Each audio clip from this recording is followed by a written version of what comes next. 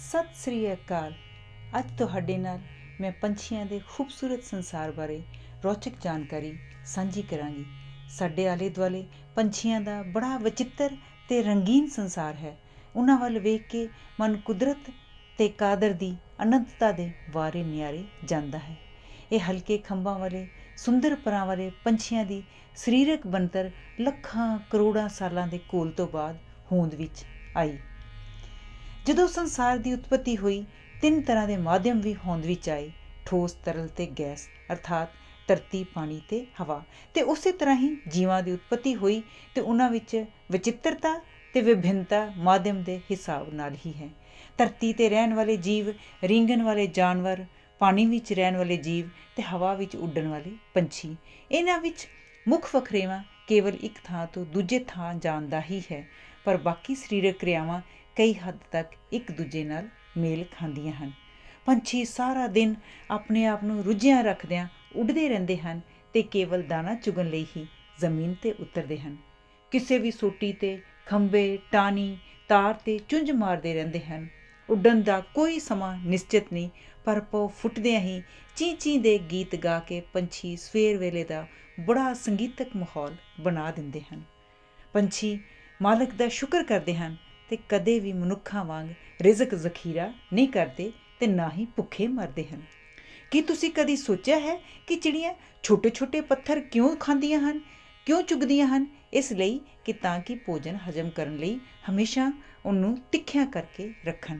ਪੰਛੀਆਂ ਦਾ ਚਹਿਚਹਾਉਣਾ, ਦੂਜੇ ਸਾਥੀ ਪੰਛੀਆਂ ਨੂੰ ਭੋਜਨ ਦੇ ਟਿਕਾਣੇ ਬਾਰੇ ਦੱਸਣਾ, ਸੰਭਾਵੀ ਖਤਰੇ ਤੋਂ ਬਚਣ ਵਾਸਤੇ ਅਤੇ ਇਕੱਠਿਆਂ ਪ੍ਰਵਾਸ ਕਰਨ ਦਾ ਸੰਕੇਤ ਵੀ ਦਿੰਦਾ ਹੈ।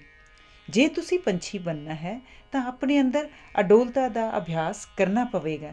ਜੇ ਤੁਸੀਂ ਸੱਚਮੁੱਚ ਕੁਦਰਤ ਨੂੰ ਪਿਆਰ ਕਰਦੇ ਹੋ ਤਾਂ ਤੁਹਾਨੂੰ ਸਭ ਪਾਸੇ ਪਿਆਰ ਅਤੇ ਸੁੰਦਰਤਾ ਨਜ਼ਰ ਆਵੇਗੀ। ਤੁਹਾਨੂੰ ਤਾਂ ਰਚਨਹਾਰ ਨੇ ਉੱਚੀ ਪ੍ਰਵਾਸ ਵਾਸਤੇ ਖੰਭ ਦਿੱਤੇ ਹਨ, ਤਾਂ ਤੁਸੀਂ ਰਿੜ ਰਿੜ ਕੇ ਜੀਣਾ ਕਿਉਂ ਬਸਰ ਕਰ ਰਹੇ ਹੋ? ਤੁਸੀਂ ਵੀ ਪੰਛੀ ਹੋ ਜਾਓ। ਦੋਵੇਂ ਵੇਲੇ ਦੀ ਸੂਰਜ ਦੀ ਰੰਗੀਨੀ ਨੂੰ ਮਾਣੋ। ਖੁੱਲ੍ਹੇ ਅਤੇ ਨੀਲੇ ਆਕਾਸ਼ 'ਤੇ ਰੰਗ ਬਿਰੰਗੇ ਪੰਛੀਆਂ ਦੀ ਤਰ੍ਹਾਂ ਉੱਚੀਆਂ ਪਰਵਾਜ਼ਾਂ ਭਰਨ ਦਾ ਹੌਸਲਾ ਕਰੋ। ਸ਼ੁਭ ਇੱਛਾਵਾਂ ਸਹਿਤ ਧੰਨਵਾਦ। ਹਰਜੀਤ ਪੰਮਰਾ।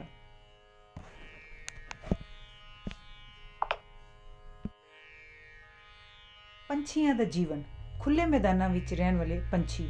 ਪਤਰੰਗਾ। ਇਹ ਪੰਛੀ ਬੜਾ ਸੁੰਦਰ ਹੁੰਦਾ ਹੈ।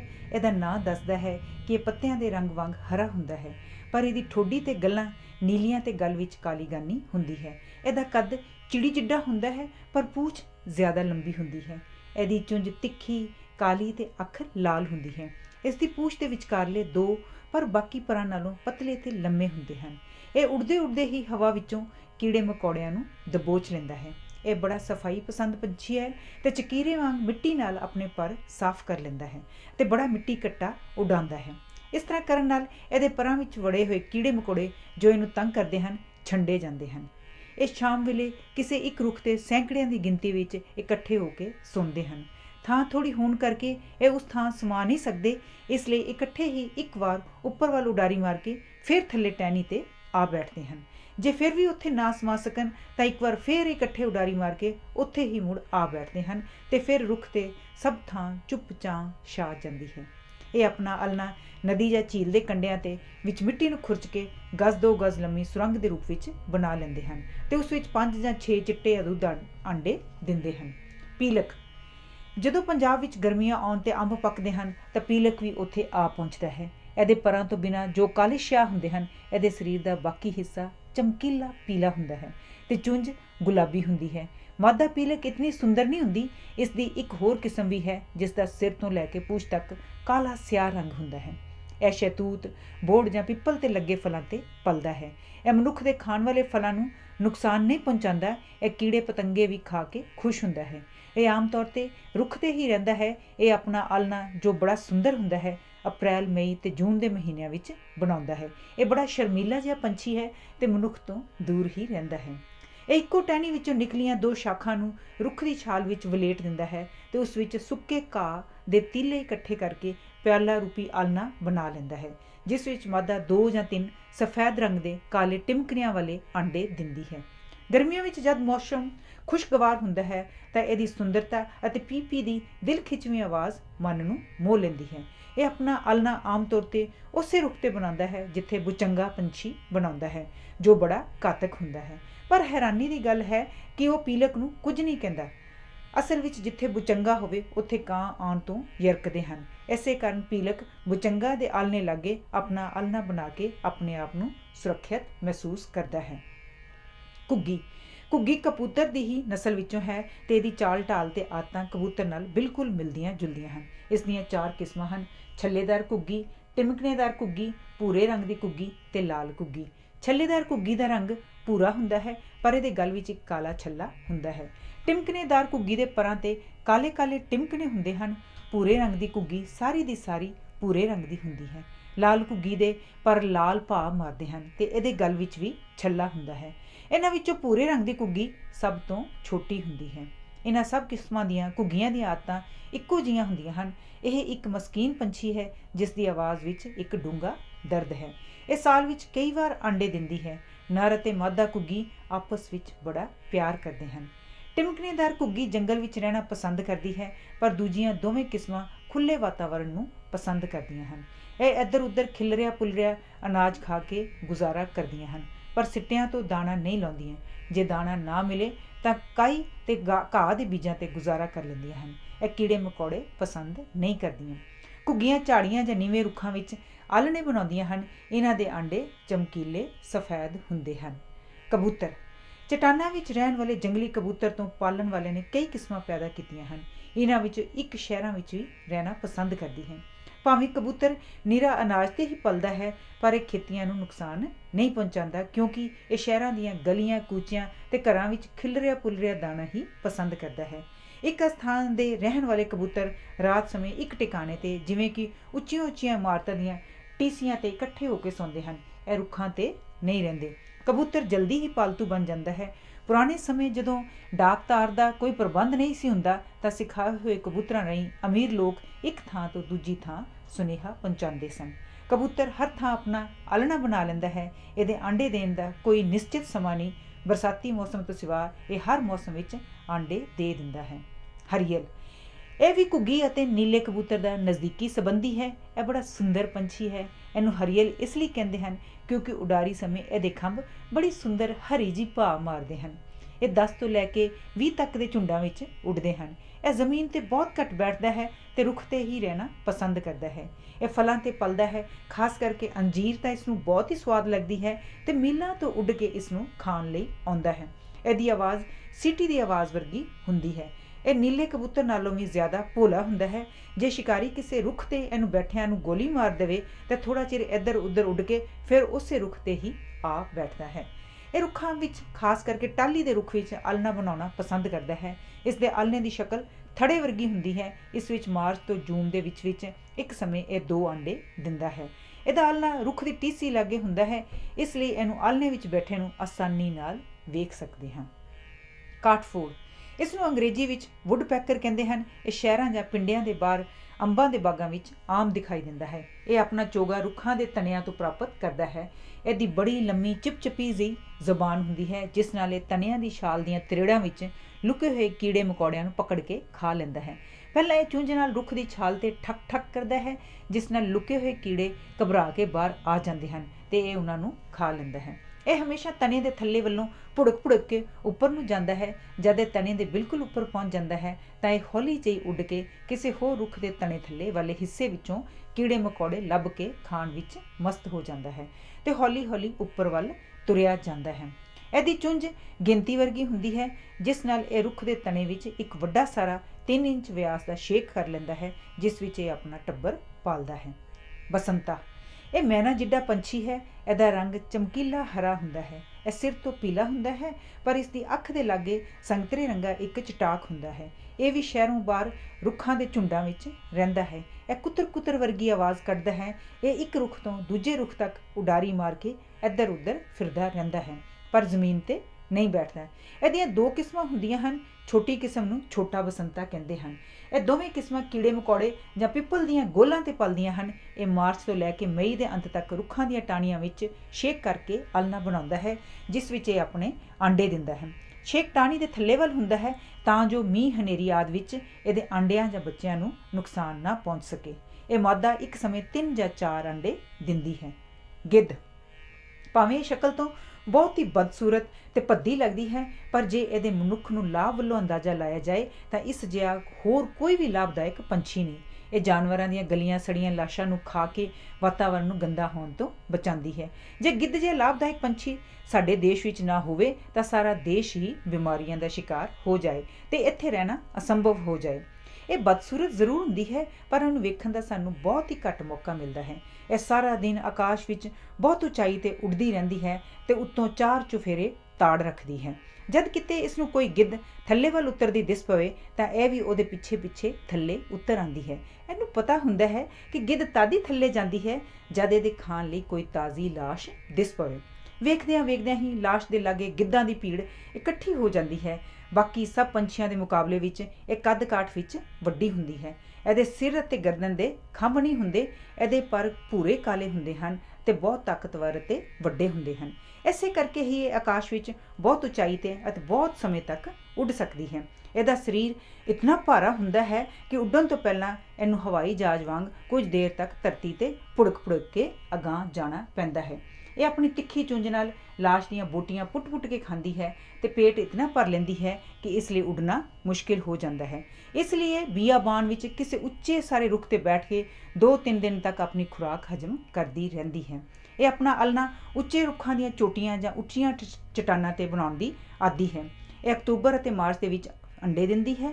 ਇਹਦਾ ਆਲ੍ਹਣਾ ਸੁੱਕੀਆਂ ਟਾਹਣੀਆਂ ਨਾਲ ਬਣੇ ਇੱਕ ਟੱਬੇ ਜਿਹੇ ਥੜੇ ਵਾਂਗ ਹੁੰਦਾ ਹੈ, ਜਿਸ ਵਿੱਚ ਇਹ ਇੱਕੋ ਹੀ ਸਫੇਦ ਅੰਡਾ ਦਿੰਦੀ ਹੈ, ਜਿਸ 'ਤੇ ਨਸਵਾਰੀ ਟਿਮਕਣੇ ਹੁੰਦੇ ਹਨ। ਚਕੀਰਾ ਇਹ ਵੀ ਬੜਾ ਸੁੰਦਰ ਪੰਛੀ ਹੈ। ਇਸ ਦੀ ਚੁੰਝ ਲੰਮੀ, ਤਿੱਖੀ ਅਤੇ ਮੁੜੀ ਹੋਈ ਹੁੰਦੀ ਹੈ।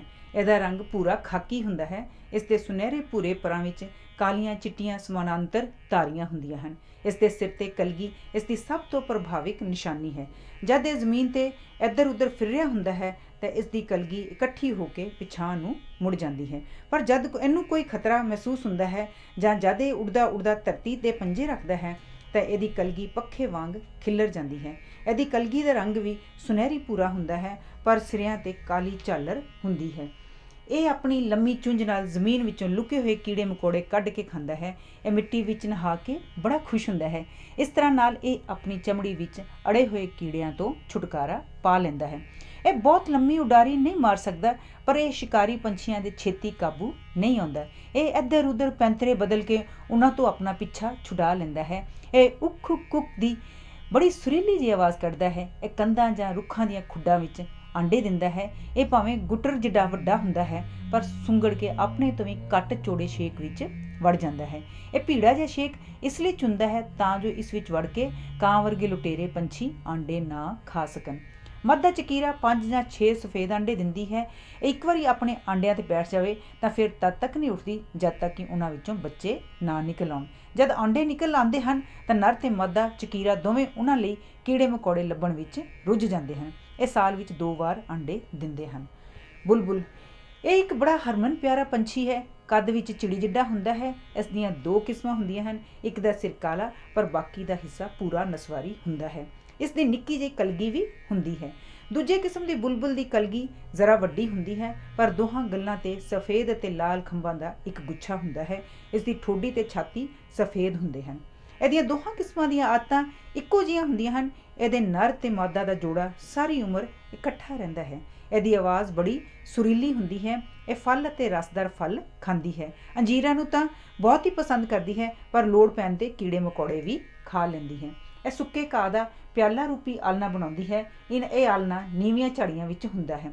ਇਹਦੇ ਆਂਡਿਆਂ ਦਾ ਰੰਗ ਪਿਆਜ਼ੀ ਹੁੰਦਾ ਹੈ ਅਤੇ ਉਹਨਾਂ 'ਤੇ ਗੂੜੇ ਨਸਵਾਰੀ ਟਿਮਕਣੇ ਹੁੰਦੇ ਹਨ। ਮਾਦਾ ਸਾਲ ਵਿੱਚ 2 ਵਾਰੀ ਆਂਡੇ ਦਿੰਦੀ ਹੈ, ਜੋ ਗਿਣਤੀ ਵਿੱਚ 2 ਜਾਂ 3 ਹੁੰਦੇ ਹਨ।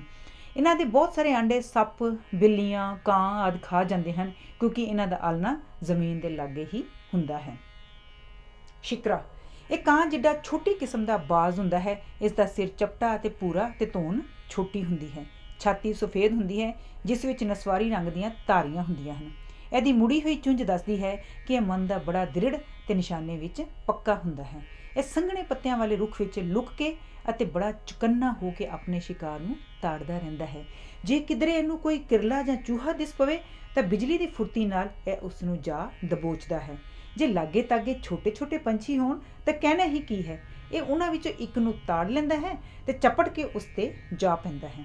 ਬਾਕੀ ਪੰਛੀ ਰੌਲਾ ਰੱਪਾ ਪਾਉਂਦੇ ਉੱਥੋਂ ਤਿੱਤਰ ਬਿੱਤਰ ਹੋ ਜਾਂਦੇ ਹਨ ਤੇ ਉਹ ਇੱਕ ਰੁੱਖ ਤੇ ਬੈਠ ਕੇ ਆਪਣੇ ਸ਼ਿਕਾਰ ਦੀ ਬੋਟੀ ਬੋਟੀ ਉਧੇੜ ਕੇ ਖਾ ਜਾਂਦਾ ਹੈ। ਇਹਨੂੰ ਵੇਖ ਕੇ ਛੋਟੇ ਛੋਟੇ ਪੰਛੀਆਂ ਦਾ ਸਾਹ ਸੁੱਕ ਜਾਂਦਾ ਹੈ। ਉਹਨਾਂ ਵਿੱਚੋਂ ਜੇ ਕਿਸੇ ਇੱਕ ਨੂੰ ਦਿਸ ਪਵੇ ਤਾਂ ਉਹ ਇਹਨੂੰ ਵੇਖਦਿਆਂ ਹੀ ਸਹਿਮੀ ਜਿਹੀ ਆਵਾਜ਼ ਵਿੱਚ ਚੀਕ ਮਾਰਦਾ ਹੈ, ਜਿਸ ਨਾਲ ਬਾਕੀ ਸਭ ਪੰਛੀ ਜਾਨ ਬਚਾਉਣ ਲਈ ਇੱਧਰ ਉੱਧਰ ਲੁਕ ਜਾਂਦੇ ਹਨ।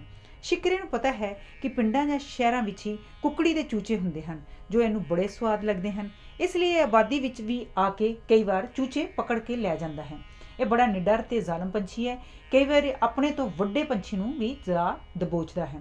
ਮਾਰਚ ਅਤੇ ਜੂਨ ਦੇ ਵਿਚਲੇ ਮਹੀਨਿਆਂ ਵਿੱਚ ਇਹ ਆਂਡੇ ਦਿੰਦਾ ਹੈ। ਇਹ ਇੱਕ ਸੰਘਣੇ ਰੁੱਖ ਦੀ ਟੀਸੀ ਲਾਗੇ ਆਪਣਾ ਆਲ੍ਹਣਾ ਬਣਾਉਂਦਾ ਹੈ। ਇਸ ਦਾ ਆਂਡਾ ਨੀਲੀ ਭਾਅ ਮਾਰਦਾ ਸਫੇਦ ਰੰਗ ਦਾ ਹੁੰਦਾ ਹੈ। ਤੋਤਾ, ਹਰਾ ਤੋਤਾ ਇੱਕ ਬੜਾ ਸੁੰਦਰ ਪੰਛੀ ਹੈ। ਇਹਦੀਆਂ ਆਮ ਦੋ ਕਿਸਮਾਂ ਵੇਖਣ ਵਿੱਚ ਆਉਂਦੀਆਂ ਹਨ, ਗਾਨੀ ਵਾਲਾ ਤੋਤਾ ਤੇ ਲਾਲ ਸਿਰੇ ਵਾਲਾ ਤੋਤਾ। ਤੋਤੇ ਆਮ ਤੌਰ 'ਤੇ 4-4, 5-5 ਸਾਲ ਮਿਲ ਕੇ ਉਡਾਰੀਆਂ ਮਾਰਦੇ ਹਨ। ਇਹਨਾਂ ਦੀ ਉਡਾਨ ਬੜੀ ਤੇਜ਼ ਹੁੰਦੀ ਹੈ। ਤੋਤਾ ਅਨਾਜ ਅਤੇ ਫਲ 'ਤੇ ਪਲਦਾ ਹੈ, ਇਸ ਲਈ ਬਾਗਾਂ ਅਤੇ ਪੈਲੀਆਂ ਨੂੰ ਕਾਫੀ ਨੁਕਸਾਨ ਪਹੁੰਚਾਉਂਦਾ ਹੈ। ਕਿਸਾਨ ਇਸ ਤੋਂ ਬੜਾ ਤੰਗ ਰਹਿੰਦਾ ਹੈ। ਰਾਤ ਵੇਲੇ ਇਕੱਠੇ ਮਿਲ ਕੇ ਲਾਗੇ ਲਾਗੇ ਦੇ ਰੁੱਖਾਂ ਵਿੱਚ ਸੌਂਦੇ ਹਨ। ਇਹ ਰੁੱਖਾਂ ਦੇ ਖੋਲਾਂ ਵਿੱਚ ਜਾਂ ਕਿਸੇ ਹੋਰ ਪੰਛੀ ਦੀ ਬਣਾਈ ਹੋਈ ਖੁੱਡ ਵਿੱਚ ਮਾਰਚ ਅਪ੍ਰੈਲ ਦੇ ਮਹੀਨੇ ਆਂਡੇ ਦਿੰਦੇ ਹਨ। ਇਹਨਾਂ ਦੇ ਆਂਡਿਆਂ ਦੀ ਗਿਣਤੀ 4 ਹੁੰਦੀ ਹੈ। ਤੋਤਿਆਂ ਦਾ ਵਪਾਰ ਕਰਨ ਵਾਲੇ ਤੋਤੇ ਨੂੰ ਉਸ ਵੇਲੇ ਪਕੜਦੇ ਹਨ ਜਦ ਉਹ ਆਪਣੇ ਆਲ੍ਹਣੇ ਵਿੱਚੋਂ ਨਿਕਲ ਕੇ ਉੱਡਣਾ ਆਰੰਭ ਕਰਦਾ ਹੈ। ਇਹ ਜਲਦੀ ਹੀ ਪਾਲਤੂ ਬਣ ਜਾਂਦਾ ਹੈ ਤੇ ਗੱਲਾਂ ਕਰਨੀਆਂ ਸਿੱਖ ਜਾਂਦਾ ਹੈ। ਤੋਤੇ ਨੂੰ ਆਮ ਤੌਰ 'ਤੇ ਲੋਹੇ ਦੇ ਪਿੰਜਰੇ ਵਿੱਚ ਰੱਖਿਆ ਜਾਂਦਾ ਹੈ, ਕਿਉਂਕਿ ਇਹਦੀ ਚੁੰਝ ਵਿੱਚ ਸਖਤ ਤੋਂ ਸਖਤ ਲੱਕੜੀ ਨੂੰ ਕੁੱਤਰ ਦੇਣ ਦੀ ਵੀ ਸ਼ਕਤੀ ਹੈ। ਮੱਖੀ ਮਾਰ ਚਿੜਾ, ਇਹ ਘਰੇਲੂ ਚਿੜੀ ਜਿੱਡਾ ਹੁੰਦਾ ਹੈ। ਇਹਦੀ ਪੂਛ ਪੱਖੇ ਵਾਂਗ ਹੁੰਦੀ ਹੈ ਤੇ ਸਰੀਰ ਦਾ ਰੰਗ ਧੂਏ ਵਰਗਾ ਹੁੰਦਾ ਹੈ। ਇਸ ਦੀ ਅੱਖ ਦੇ ਲਾਗੇ ਇੱਕ ਸਫੇਦ ਚਟਾਕ ਹੁੰਦਾ ਹੈ। ਇਹ ਮੱਖੀਆਂ, ਮੱਛਰ ਅਤੇ ਹੋਰ ਕੀੜੇ ਮਕੌੜਿਆਂ ਨੂੰ ਜੋ ਮਨੁੱਖ ਨੂੰ ਤੰਗ ਕਰਦੇ ਹਨ ਉੱਡਦਾ ਉੱਡਦਾ ਹੀ ਮੁਕਾਈ ਜਾਂਦਾ ਹੈ। ਇਹ ਇੱਕ ਸੁੰਦਰ ਨੱਟੀ ਵਾਂਗ ਨੱਚਦਾ ਟੱਪਦਾ ਤੇ ਗਾਉਂਦਾ ਹੈ। ਇਹ ਇੱਕ ਪਲ ਵੀ ਨਿਚੱਲਾ ਨਹੀਂ ਬੈਠਦਾ। ਇਹ ਨਿਵੇਕਲੀ ਥਾਂ ਵਿੱਚ ਇੱਕ ਛਾਂਦਾਰ ਰੁੱਖ ਚੁਣ ਕੇ ਰਹਿਣਾ ਸ਼ੁਰੂ ਕਰ ਦਿੰਦਾ ਹੈ ਤੇ ਜਦ ਆਂਡੇ ਦੇਣ ਦਾ ਮੌਕਾ ਆਉਂਦਾ ਹੈ ਤਾਂ ਇਹ ਉਸ 'ਤੇ ਘਾਹ ਫੂਸ ਦਾ ਇੱਕ ਪਿਆਲਾ ਰੂਪੀ ਆਲ੍ਹਣਾ ਤਿਆਰ ਕਰਨ ਵਿੱਚ ਰੁੱਝ ਜਾਂਦਾ ਹੈ। ਇਸ ਆਲ੍ਹਣੇ ਵਿੱਚ ਚਿੜੀ ਦੇ 2 ਗੁਲਾਬੀ ਭਾਅ ਮਾਰਦੇ ਸਫੇਦ ਆਂਡੇ ਦਿੰਦੀ ਹੈ, ਜਿਨ੍ਹਾਂ ਦੇ ਇੱਕ ਸਿਰੇ 'ਤੇ ਨਸਵਾਰੀ ਰੰਗ ਦੇ ਟਿਮਕਣੇ ਹੁੰਦੇ ਹਨ। ਜਦ ਬੱਚੇ ਵੱਡੇ ਹੋ ਕੇ ਉੱਡ ਪੁੱਡ ਜਾਂਦੇ ਹਨ ਤਾਂ ਵੀ ਇਹਨਾਂ ਦਾ ਜੋੜਾ ਉਸੇ ਰੁੱਖ 'ਤੇ ਰਹਿੰਦਾ ਹੈ ਤੇ ਅਗਲੇ ਸਾਲ ਜਦ ਆਂਡੇ ਦੇਣ ਦਾ ਵੇਲਾ ਆਉਂਦਾ ਹੈ ਤਾਂ ਇਹ ਉਸੇ ਹੀ ਥਾਂ ਨਾਲ ਕਿਸੇ ਟਾਂ 'ਤੇ ਆਪਣਾ ਆਲ੍ਹਣਾ ਬਣਾ ਲੈਂਦਾ ਹੈ। ਬਿਜੜਾ, ਇਹ ਇੱਕ ਛੋਟਾ ਜਿਹਾ ਸਧਾਰਨ ਪੰਛੀ ਹੁੰਦਾ ਹੈ। ਜਿਸ ਨੇ ਪਹਿਲੀ ਵਾਰ ਵੇਖਿਆ ਹੋਵੇ ਉਹ ਇਹਨੂੰ ਗਲਤੀ ਨਾਲ ਘਰੇਲੂ ਚਿੜੀ ਹੀ ਸਮਝੇਗਾ। ਜਦ ਮੌਨਸੂਨ ਸ਼ੁਰੂ ਹੁੰਦੀ ਹੈ ਤਾਂ ਬਿਜੜੇ ਲਈ ਆਨੰਦਮਈ ਦਿਨ ਆ ਜਾਂਦੇ ਹਨ। ਨਰ ਬਿਜੜੇ ਦੇ ਸਿਰ 'ਤੇ ਛਾਤੀ 'ਤੇ ਚਟਾਕ ਬਣ ਜਾਂਦੇ ਹਨ। ਫਿਰ ਉਹ ਆਪਣਾ ਆਲ੍ਹਣਾ, ਜਿਸ ਦੀ ਸ਼ਕਲ ਬੋਤਲ ਵਰਗੀ ਹੁੰਦੀ ਹੈ, ਬਣਾਉਣਾ ਸ਼ੁਰੂ ਕਰ ਦਿੰਦਾ ਹੈ। ਬਿਜੜੇ ਦਾ ਆਲ੍ਹਣਾ ਉਸ ਮੌਸਮ ਵਿੱਚ ਨਦੀ ਜਾਂ ਛੱਪੜ ਲਾਗੇ ਉੱਗੇ ਰੁੱਖਾਂ ਨਾਲ ਲਟਕ ਰਹੇ ਦਿਸਦਾ ਹੈ। ਇਹ ਆਪਣਾ ਆਲ੍ਹਣਾ ਨੀਵੇਂ ਰੁੱਖਾਂ 'ਤੇ ਬਣਾਉਂਦਾ ਹੈ। ਜਦ ਇਹ ਆਲ੍ਹਣਾ ਬਣਾਉਣ ਲਈ ਰੁੱਖ ਚੁਣ ਲੈਂਦਾ ਹੈ ਤਾਂ ਇਹ ਆਪਣੇ ਕੰਮ ਵਿੱਚ ਰੁੱਝ ਜਾਂਦਾ ਹੈ। ਕਈ ਵਾਰ ਇੱਕ ਰੁੱਖ 'ਤੇ ਹੀ 50-60 ਬਿਜੜੇ ਇੱਕੋ ਸਮੇਂ ਆਪਣੇ ਆਲ੍ਹਣੇ ਬਣਾਉਣੇ ਸ਼ੁਰੂ ਕਰ ਦਿੰਦੇ ਹਨ। ਇਹ ਆਪਣੇ ਕੰਮ ਵਿੱਚ ਇਤਨਾ ਰੁੱਝ ਜਾਂਦੇ ਹਨ ਕਿ ਇਹਨਾਂ ਨੂੰ ਬਾਹਰਲੀ ਦੁਨੀਆ ਦੀ ਸੁੱਧ ਬੁੱਧੀ ਨਹੀਂ ਰਹਿੰਦੀ। ਇਹ ਤਿੱਲੇ ਆਦਿ ਇਕੱਠੇ ਕਰਨ ਲਈ ਆਪਣੇ ਆਲ੍ਹਣੇ ਤੋਂ ਸਿੱਧੇ ਖੇਤਾਂ ਵੱਲ ਤੇ ਖੇਤਾਂ ਤੋਂ ਸਿੱਧੇ ਆਪਣੇ ਆਲ੍ਹਣੇ ਵੱਲ ਆਉਂਦੇ ਜਾਂਦੇ ਵਿਖਾਈ ਦਿੰਦੇ ਹਨ। ਇਹ ਇਸ ਤਰ੍ਹਾਂ ਕੰਮ ਕਰਦੇ ਵਿਖਾਈ ਦਿੰਦੇ ਹਨ ਜਿਵੇਂ ਬਹੁਤ ਸਾਰੇ ਮਜ਼ਦੂਰ ਇੱਕ ਇਮਾਰਤ ਨੂੰ ਤਿਆਰ ਕਰਨ ਵਿੱਚ ਲੱਗੇ ਹੋਣ। ਉਹ ਉੱਥੇ ਬਥੇਰਾ ਰੌਲਾ ਰੱਪਾ ਪਾਉਂਦੇ ਹਨ, ਪਰ ਇਸ ਨਾਲ ਆਪਣੇ ਕੰਮ ਵਿੱਚ ਹਰਜ ਨਹੀਂ ਹੋਣ ਦਿੰਦੇ। ਜਦ ਆਲ੍ਹਣਾ ਅੱਧ ਪੁਚੱਦਾ ਤਿਆਰ ਹੋ ਜਾਂਦਾ ਹੈ ਤਾਂ ਮਾਦਾ ਬਿਜੜਾ ਉਸ ਆਲ੍ਹਣੇ ਦਾ ਮੁਆਇਨਾ ਕਰਨ ਆਉਂਦੀ ਹੈ। ਉਹ ਉਸੇ ਬਿਜੜੇ ਨਾਲ ਰਹਿਣਾ ਪਸੰਦ ਕਰਦੀ ਹੈ ਜਿਸ ਦਾ ਆਲ੍ਹਣਾ ਉਹਨੂੰ ਪਸੰਦ ਆ ਜਾਵੇ। ਆਪਣੇ ਪਤੀ ਦੀ ਚੋਣ ਕਰਨ ਪਿੱਛੋਂ ਉਹ ਫਿਰ ਉਸੇ ਨਾਲ ਹੀ ਆਲ੍ਹਣੇ ਨੂੰ ਪੂਰਾ ਕਰਨ ਵਿੱਚ ਉਸਦੀ ਸਹਾਇਕ ਬਣ ਜਾਂਦੀ ਹੈ ਤੇ ਆਲ੍ਹਣਾ ਮੁਕੰਮਲ ਹੋਣ ਪਿੱਛੋਂ ਉਸ ਵਿੱਚ ਆਂਡੇ ਦੇ ਦਿੰਦੀ ਹੈ ਜੋ ਚਿੱਟੇ ਰੰਗ ਦੇ ਹੁੰਦੇ ਹਨ। ਜਦ ਉਹ ਆਂਡਿਆਂ 'ਤੇ ਬੈਠਦੀ ਹੈ ਤਾਂ ਨਰ ਬਿਜੜਾ ਆਪਣੇ ਅਗਲੇ ਸਾਲ ਦੇ ਪਰਿਵਾਰ ਲਈ ਨਵਾਂ ਆਲ੍ਹਣਾ ਬਣਾਉਣਾ ਸ਼ੁਰੂ ਕਰ ਦਿੰਦਾ ਹੈ। ਲਟੋਰਾ, ਇਹ ਬੋਹੜ ਦੇ ਰੁੱਖ 'ਤੇ ਆਬਾਦੀ ਤੋਂ ਬਾਹਰ ਰਹਿੰਦਾ ਹੈ। ਇਹ ਬੁਲਬੁਲ ਨਾਲੋਂ ਕੁਝ ਵੱਡਾ ਹੁੰਦਾ ਹੈ ਤੇ ਟਾਹਣੀ 'ਤੇ ਆਪਣੀ ਲੰਮੀ ਪੂਛ ਥੱਲੇ ਲਮਕਾਈ ਸਿੱਧਾ ਬੈਠਦਾ ਹੈ। ਇਸ ਦੀ ਚੁੰਝ ਤੋਂ ਲੈ ਕੇ ਪਿੱਠ ਤੱਕ ਇੱਕ ਕਾਲੀ ਧਾਰੀ ਹੁੰਦੀ ਹੈ। ਇਹ ਆਦਤਾਂ ਵਿੱਚ ਸ਼ਿਕਰੇ ਨਾਲ ਮਿਲਦਾ ਜੁਲਦਾ ਹੈ। ਇਹ ਟਿੱਡੀਆਂ, ਕਿਰਲੀਆਂ ਤੇ ਛੋਟੇ ਛੋਟੇ ਪੰਛੀਆਂ ਨੂੰ ਮਾਰ ਕੇ ਖਾਂਦਾ ਹੈ। ਇਹ ਕੰਡੇਦਾਰ ਝਾੜੀ ਦੀ ਟਾਹਣੀ ਦੇ ਸਿਰੇ ਤੇ ਬੈਠ ਜਾਂਦਾ ਹੈ ਤੇ ਬੜਾ ਚੁਕੰਨਾ ਹੋ ਕੇ ਚਾਰੋਂ ਪਾਸੇ ਨਜ਼ਰ ਰੱਖਦਾ ਹੈ। ਜਦੋਂ ਵੀ ਇਹਦੀ ਨਜ਼ਰ ਕਿਸੇ ਕੀੜੇ ਪਤੰਗੇ ਤੇ ਪੈਂਦੀ ਹੈ ਤਾਂ ਉਸੇ ਵੇਲੇ ਉੱਡ ਕੇ ਉਹਨੂੰ ਦਬੋਚ ਲੈਂਦਾ ਹੈ ਤੇ ਆਪਣੇ ਪੰਜਿਆਂ ਵਿੱਚ ਪਕੜ ਕੇ ਮੁੜ ਟਾਹਣੀ ਤੇ ਆ ਬੈਠਦਾ ਹੈ ਤੇ ਫਿਰ ਉਹਦੀ ਬੋਟੀ ਬੋਟੀ ਕਰਕੇ ਖਾ ਜਾਂਦਾ ਹੈ। ਜੇ ਇਹਦੇ ਪੰਜੇ ਵਿੱਚ ਚਿੜੀ ਜਿੱਡਾ ਕੋਈ ਵੱਡਾ ਜੀਵ ਆ ਜਾਵੇ ਤਾਂ ਇਹ ਆਪਣੀ ਆਸਾਨੀ ਲਈ ਉਹਨੂੰ ਕੰਡੇ ਵਿੱਚ ਪਰੋ ਕੇ ਪਹਿਲਾਂ ਜਾਨੋਂ ਮਾਰ ਦਿੰਦਾ ਹੈ ਤੇ ਫਿਰ ਉਹਨੂੰ ਹੌਲੀ ਹੌਲੀ ਖਾਂਦਾ ਰਹਿੰਦਾ ਹੈ। ਇਹਨੂੰ ਅੰਗਰੇਜ਼ੀ ਵਿੱਚ ਸਰਾਈਕੂ ਕਹਿੰਦੇ ਹਨ। ਇਹਦੇ ਪਰ ਆਮ ਤੌਰ 'ਤੇ ਭੂਰੇ ਨਜ਼ਰ ਆਉਂਦੇ ਹਨ, ਪਰ ਜਦ ਇਹ ਉੱਡਦਾ ਹੈ ਤਾਂ ਇਹਦੇ ਚਿੱਟੇ ਪਰ ਵੀ ਦਿਸਣ ਲੱਗ ਪੈਂਦੇ ਹਨ। ਕੱਦ ਦੇ ਹਿਸਾਬ ਨਾਲ ਇਹਦੀਆਂ 3 ਕਿਸਮਾਂ ਹੁੰਦੀਆਂ ਹਨ। ਇਹ ਆਪਣਾ ਆਲ੍ਹਣਾ ਗਰਮ ਰੁੱਤ ਵਿੱਚ ਬਣਾਉਂਦਾ ਹੈ। ਇਹ ਆਲ੍ਹਣੇ ਲਈ ਕੰਡੇਦਾਰ ਰੁੱਖ ਚੁਣਦਾ ਹੈ। ਇਹਦੇ ਆਲ੍ਹਣੇ ਦੀ ਸ਼ਕਲ ਪਿਆਲੇ ਵਰਗੀ ਹੁੰਦੀ ਹੈ ਜੋ ਕੰਡੇਦਾਰ ਟਾਹਣੀਆਂ, ਘਾਹ ਅਤੇ ਜੜ੍ਹਾਂ ਦਾ ਬਣਿਆ ਹੁੰਦਾ ਹੈ। ਆਲ੍ਹਣਾ ਤਣੇ ਲੱਗੇ ਹੁੰਦਾ ਹੈ ਜਿਸ ਵਿੱਚ ਇਹ 3 ਜਾਂ 4 ਸਫੇਦ ਆਂਡੇ ਦਿੰਦਾ ਹੈ ਜਿਨ੍ਹਾਂ ਵਿੱਚ ਭੂਰੇ ਰੰਗ ਦੇ ਟਿਮਕਣੇ ਹੁੰਦੇ ਹਨ। ਲਟੋਰੇ ਨੂੰ ਕਈ ਲੋਕ ਪਾਲਦੇ ਹਨ। ਇਹ ਕੱਚਾ ਮਾਸ ਖਾਣਾ ਪਸੰਦ ਕਰਦਾ ਹੈ। ਸੁਰਖੀਆਂ ਇਹ ਨਿੱਕੀਆਂ ਨਿੱਕੀਆਂ ਰੰਗ ਬਰੰਗੀਆਂ ਚਿੜੀਆਂ ਹੁੰਦੀਆਂ ਹਨ। ਇਹਨਾਂ ਨੂੰ ਲੋਕ ਪਕੜ ਕੇ ਪਿੰਜਰਿਆਂ ਵਿੱਚ ਪਾ ਕੇ ਰੱਖਦੇ ਹਨ। ਪੰਛੀਆਂ ਨੂੰ ਪਿੰਜਰਿਆਂ ਵਿੱਚ ਬੰਦ ਕਰਕੇ ਰੱਖਣਾ ਉਹਨਾਂ ਦੇ ਆਜ਼ਾਦ ਜੀਵਨ ਨਾਲ ਧੱਕਾ ਹੈ। ਕਈ ਪੰਛੀ ਤਾਂ ਕੈਦ ਨੂੰ ਬੜਾ ਬੁਰਾ ਮਨਾਉਂਦੇ ਹਨ, ਪਰ ਸੁਰਖੀਆਂ ਬਾਕੀਆਂ ਵਾਂਗ ਇਤਨਾ ਦੁਖੀ ਨਹੀਂ ਹੁੰਦੀਆਂ। ਜੇ ਇੱਕ ਵੱਡੇ ਪਿੰਜਰੇ ਵਿੱਚ ਕਾਫੀ ਗਿਣਤੀ ਵਿੱਚ ਰੱਖਿਆ ਜਾਣ ਤਾਂ ਸਗੋਂ ਖੁਸ਼ ਰਹਿੰਦੀਆਂ ਹਨ। ਉਹ ਪਿੰਜਰੇ ਨਾਲ ਨਾਲ ਲੱਗ ਕੇ ਸੌਂਦੀਆਂ ਹਨ ਤਾਂ ਜੋ ਨਿੱਘੀਆਂ ਰਹਿ ਸਕਣ। ਵੈਸੇ ਇਹ ਖੁੱਲ੍ਹੇ ਮੈਦਾਨ ਵਿੱਚ ਰਹਿ ਕੇ ਖੁਸ਼ ਹੁੰਦੀਆਂ ਹਨ। ਇਹਨਾਂ ਦਾ ਆਲ੍ਹਣਾ ਗੇਂਦ ਵਾਂਗ ਗੋਲ ਹੁੰਦਾ ਹੈ ਜੋ ਇਹ ਜੰਗਲ ਵਿੱਚ ਉੱਗੀਆਂ ਝਾੜੀਆਂ ਦੇ ਵਿਚਕਾਰ ਜੇ ਬਣਾਉਂਦੀਆਂ ਹਨ, ਜਿਸ ਵਿੱਚ ਲਗਭਗ 6 ਕੁ ਆਂਡੇ ਦਿੰਦੀਆਂ ਹਨ। ਇਹ ਆਪਣਾ ਆਲ੍ਹਣਾ ਸਰਦੀਆਂ ਵਿੱਚ ਬਣਾਉਂਦੀਆਂ ਹਨ। ਇਹ ਇੱਕ ਦੂਜੇ ਨੂੰ ਗਾ ਕੇ ਸੁਣਾਉਂਦੀਆਂ ਹਨ। ਜਦ ਇਹ ਇੱਕ ਕਤਾਰ ਵਿੱਚ ਬੈਠੀਆਂ ਹੁੰਦੀਆਂ ਹਨ ਤਾਂ ਇਹਨਾਂ ਵਿੱਚੋਂ ਇੱਕ ਡੂੰਘਾ ਸਾਹ ਭਰ ਕੇ ਇੱਕ ਸੁਰੀਲਾ ਗਾਣਾ ਗਾਉਂਦੀ ਹੈ। ਜਦ ਉਹ ਗਾਣਾ ਬੰਦ ਹੁੰਦਾ ਹੈ ਤਾਂ ਦੂਜੀ ਉਸੇ ਤਰ੍ਹਾਂ ਹੀ ਆਪਣਾ ਗਾਣਾ ਸ਼ੁਰੂ ਕਰ ਦਿੰਦੀ ਹੈ। ਇਸ ਤਰ੍ਹਾਂ ਇਹ ਵਾਰੋ ਵਾਰੀ ਖੂਬ ਮਹਿਫਲ ਲਾਉਂਦੀਆਂ ਹਨ। ਨਰ ਤੇ ਮਾਦਾ ਦੀ ਪਛਾਣ ਇਹ ਹੈ ਕਿ ਨਰ ਸੁਰਖੀ ਦੀ ਚੁੰਝ ਲਾਲ ਹੁੰਦੀ ਹੈ ਤੇ ਮਾਦਾ ਦੀ ਕਸਮੈਲੀ ਲਾਲ ਹੁੰਦੀ ਹੈ। ਇਹ ਆਮ ਤੌਰ 'ਤੇ ਸ਼ਹਿਰੋਂ ਜਾਂ ਪਿੰਡੋਂ ਬਾਹਰ ਰੇਲਵੇ ਲਾਈਨ ਲੱਗੇ ਕਿਸੇ ਛੰਭ ਲਾਗੇ ਉੱਗੇ ਘਾਹ ਵਿੱਚ ਤੇ ਸ਼ਾਮ ਵੇਲੇ ਇਕੱਠੀਆਂ ਬੈਠੀਆਂ ਖੂਬ ਚਹਿਲ ਪਹਿਲ ਲਾ ਰਹੀਆਂ ਹੁੰਦੀਆਂ ਹਨ। ਕਿਸੇ ਇੱਕ ਕਿਸਮ ਦੇ ਹਰੇ ਰੰਗ ਦੀ ਚਿੜੀ ਵੀ ਹੁੰਦੀ ਹੈ ਜਿਸ ਨੂੰ ਹਰੀ ਮੁਨੀਆ ਕਹਿੰਦੇ ਹਨ। ਲਵਾ ਜਾਂ ਚੰਡੂਲ ਇਸ ਪੰਛੀ ਨੂੰ ਅੰਗਰੇਜ਼ੀ ਵਿੱਚ ਲਾਰਕ ਕਹਿੰਦੇ ਹਨ। ਅੰਗਰੇਜ਼ੀ ਕਵੀਆਂ ਨੇ ਇਹਦੇ ਗਾਣੇ ਤੇ ਮੋਹਿਤ ਹੋ ਕੇ ਬੜੀਆਂ ਕਵਿਤਾਵਾਂ ਲਿਖੀਆਂ ਹਨ। ਇਹ ਘਰੇਲੂ ਚਿੜੀ ਤੋਂ ਜਰਾ ਕੁ ਹੀ ਵੱਡਾ ਪਰ ਨਾਜ਼ੁਕ ਤੇ ਪਤਲਾ ਪੰਛੀ ਹੁੰਦਾ ਹੈ। ਇਹਦੇ ਪਰ ਮਟਿਆਲੇ ਰੰਗ ਦੇ ਹੁੰਦੇ ਹਨ ਜਿਨ੍ਹਾਂ ਵਿੱਚ ਛੋਟੀਆਂ ਛੋਟੀਆਂ ਪੀਲੀਆਂ ਤੇ ਗੂੜੀਆਂ ਨਸਵਾਰੀ ਧਾਰੀਆਂ ਹੁੰਦੀਆਂ ਹਨ। ਇਸ ਦੇ ਸਿਰ ਤੇ ਕਲਗੀ ਵਾਂਗ ਉੱਪਰ ਨੂੰ ਉੱਭਰੇ ਹੋਏ ਪਰ ਹੁੰਦੇ ਹਨ। ਕਈ ਲੋਕ ਇਹਨੂੰ ਪਿੰਜਰੇ ਵਿੱਚ ਬੰਦ ਕਰਕੇ ਰੱਖਦੇ ਹਨ, ਪਰ ਇਹ ਆਜ਼ਾਦ ਤਬੀਅਤ ਪੰਛੀ ਹੈ ਤੇ ਆਕਾਸ਼ ਵਿੱਚ ਉਡਾਰੀ ਸਮੇਂ ਹੀ ਗਾਉਂਦਾ ਹੈ। ਇਸ ਲਈ ਇਹਨੂੰ ਪਿੰਜਰੇ ਵਿੱਚ ਬੰਦ ਕਰਨਾ ਵੱਡਾ ਅਨਿਆਂ ਹੈ। ਇਹ ਆਪਣਾ ਆਲ੍ਹਣਾ ਗਰਮੀਆਂ ਦੇ ਮੌਸਮ ਵਿੱਚ ਜ਼ਮੀਨ ਤੇ ਹੀ ਪੈਲੀਆਂ ਦੀ ਕਿਸੇ ਲੁਕਵੀਂ ਥਾਂ ਤੇ ਬਣਾਉਂਦਾ ਹੈ ਜੋ ਇਸ ਤਰ੍ਹਾਂ ਬੇਢੰਗਾ ਜਿਹਾ ਬਣਿਆ ਹੁੰਦਾ ਹੈ ਕਿ ਹੱਥ ਲਾਉਣ ਨਾਲ ਹੀ ਢਹਿ ਢੇਰੀ ਹੋ ਜਾਂਦਾ ਹੈ। ਇਹ ਆਪਣੇ ਆਲ੍ਹਣੇ ਵਿੱਚ 30 ਜਾਂ 40 ਫੁੱਟ ਦੀ ਉਚਾਈ ਤੇ ਉੱਡ ਕੇ ਗਾਣਾ ਸ਼ੁਰੂ ਕਰਦਾ ਹੈ ਤੇ ਗਾਣਾ ਗਾਉਂਦੇ ਗਾਉਂਦੇ ਹੀ ਇੱਕਦਮ ਆਪਣੇ ਆਲ੍ਹਣੇ ਵੱਲ ਉੱਤਰ ਆਉਂਦਾ ਹੈ। ਕਿਸਾਨ ਦੇ ਮਿੱਤਰ ਅਤੇ ਵੈਰੀ ਅਸੀਂ ਪਹਿਲਾਂ ਪੜ੍ਹ ਚੁੱਕੇ ਹਾਂ ਕਿ ਤੋਤੇ, ਚੂਹੇ, ਚਿੜੀਆਂ, ਟਿੱਡੀਆਂ ਤੇ ਹੋਰ ਕਈ ਕਿਸਮ ਦੇ ਕੀੜੇ ਮਕੌੜੇ ਕਿਸਾਨ ਦੇ ਵੈਰੀ ਹੁੰਦੇ ਹਨ ਕਿਉਂਕਿ ਇਹ ਉਹਦੀਆਂ ਫਸਲਾਂ ਨੂੰ ਬਰਬਾਦ ਕਰ ਦਿੰਦੇ ਹਨ। ਪਰ ਕੁਦਰਤ ਨੇ ਇਹਨਾਂ ਹਾਨੀਕਾਰਕ ਜੀਵਾਂ ਨੂੰ ਕਾਬੂ ਵਿੱਚ ਰੱਖਣ ਲਈ ਉੱਲੂ ਜਾਂ ਕੋਤਵਾਲ ਵਰਗੇ ਕਈ ਹੋਰ ਜੀਵ ਵੀ ਬਣਾਏ ਹਨ ਜੋ ਉਹਨੂੰ ਮਾਰ ਮੁਕਾਉਂਦੇ ਹਨ ਜਾਂ ਉਹਨੂੰ ਖਾ ਕੇ ਖਤਮ ਕਰਦੇ ਰਹਿੰਦੇ ਹਨ। ਪਰ ਇਹ ਵੰਡ ਪੱਕੀ ਨਹੀਂ। ਕਈ ਪੰਛੀ ਇੱਕ ਮੌਸਮ ਵਿੱਚ ਲਾਭਦਾਇਕ ਸਿੱਧ ਹੁੰਦੇ ਹਨ ਪਰ ਦੂਜੇ ਮੌਸਮ ਵਿੱਚ ਹਾਨੀਕਾਰਕ, ਜਿਵੇਂ ਕਿ ਬਿਜੜਾ ਜਾਂ ਸੁਰਖਾ।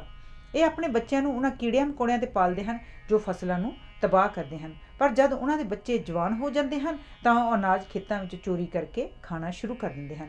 ਜਿਨ੍ਹਾਂ ਪੰਛੀਆਂ ਦਾ ਹਾਲ ਹੇਠਾਂ ਵਰਣਨ ਕੀਤਾ ਗਿਆ ਹੈ ਉਹ ਕਿਸਾਨ ਦੇ ਮਿੱਤਰ ਸਾਬਤ ਹੋਏ ਹਨ। ਕੋਤਵਾਲ ਪੰਛੀਆਂ ਵਿੱਚ ਸਭ ਤੋਂ ਬਦਮਾਸ਼ ਕੋਇਲ ਅਤੇ ਕਾਂ ਹੁੰਦੇ ਹਨ।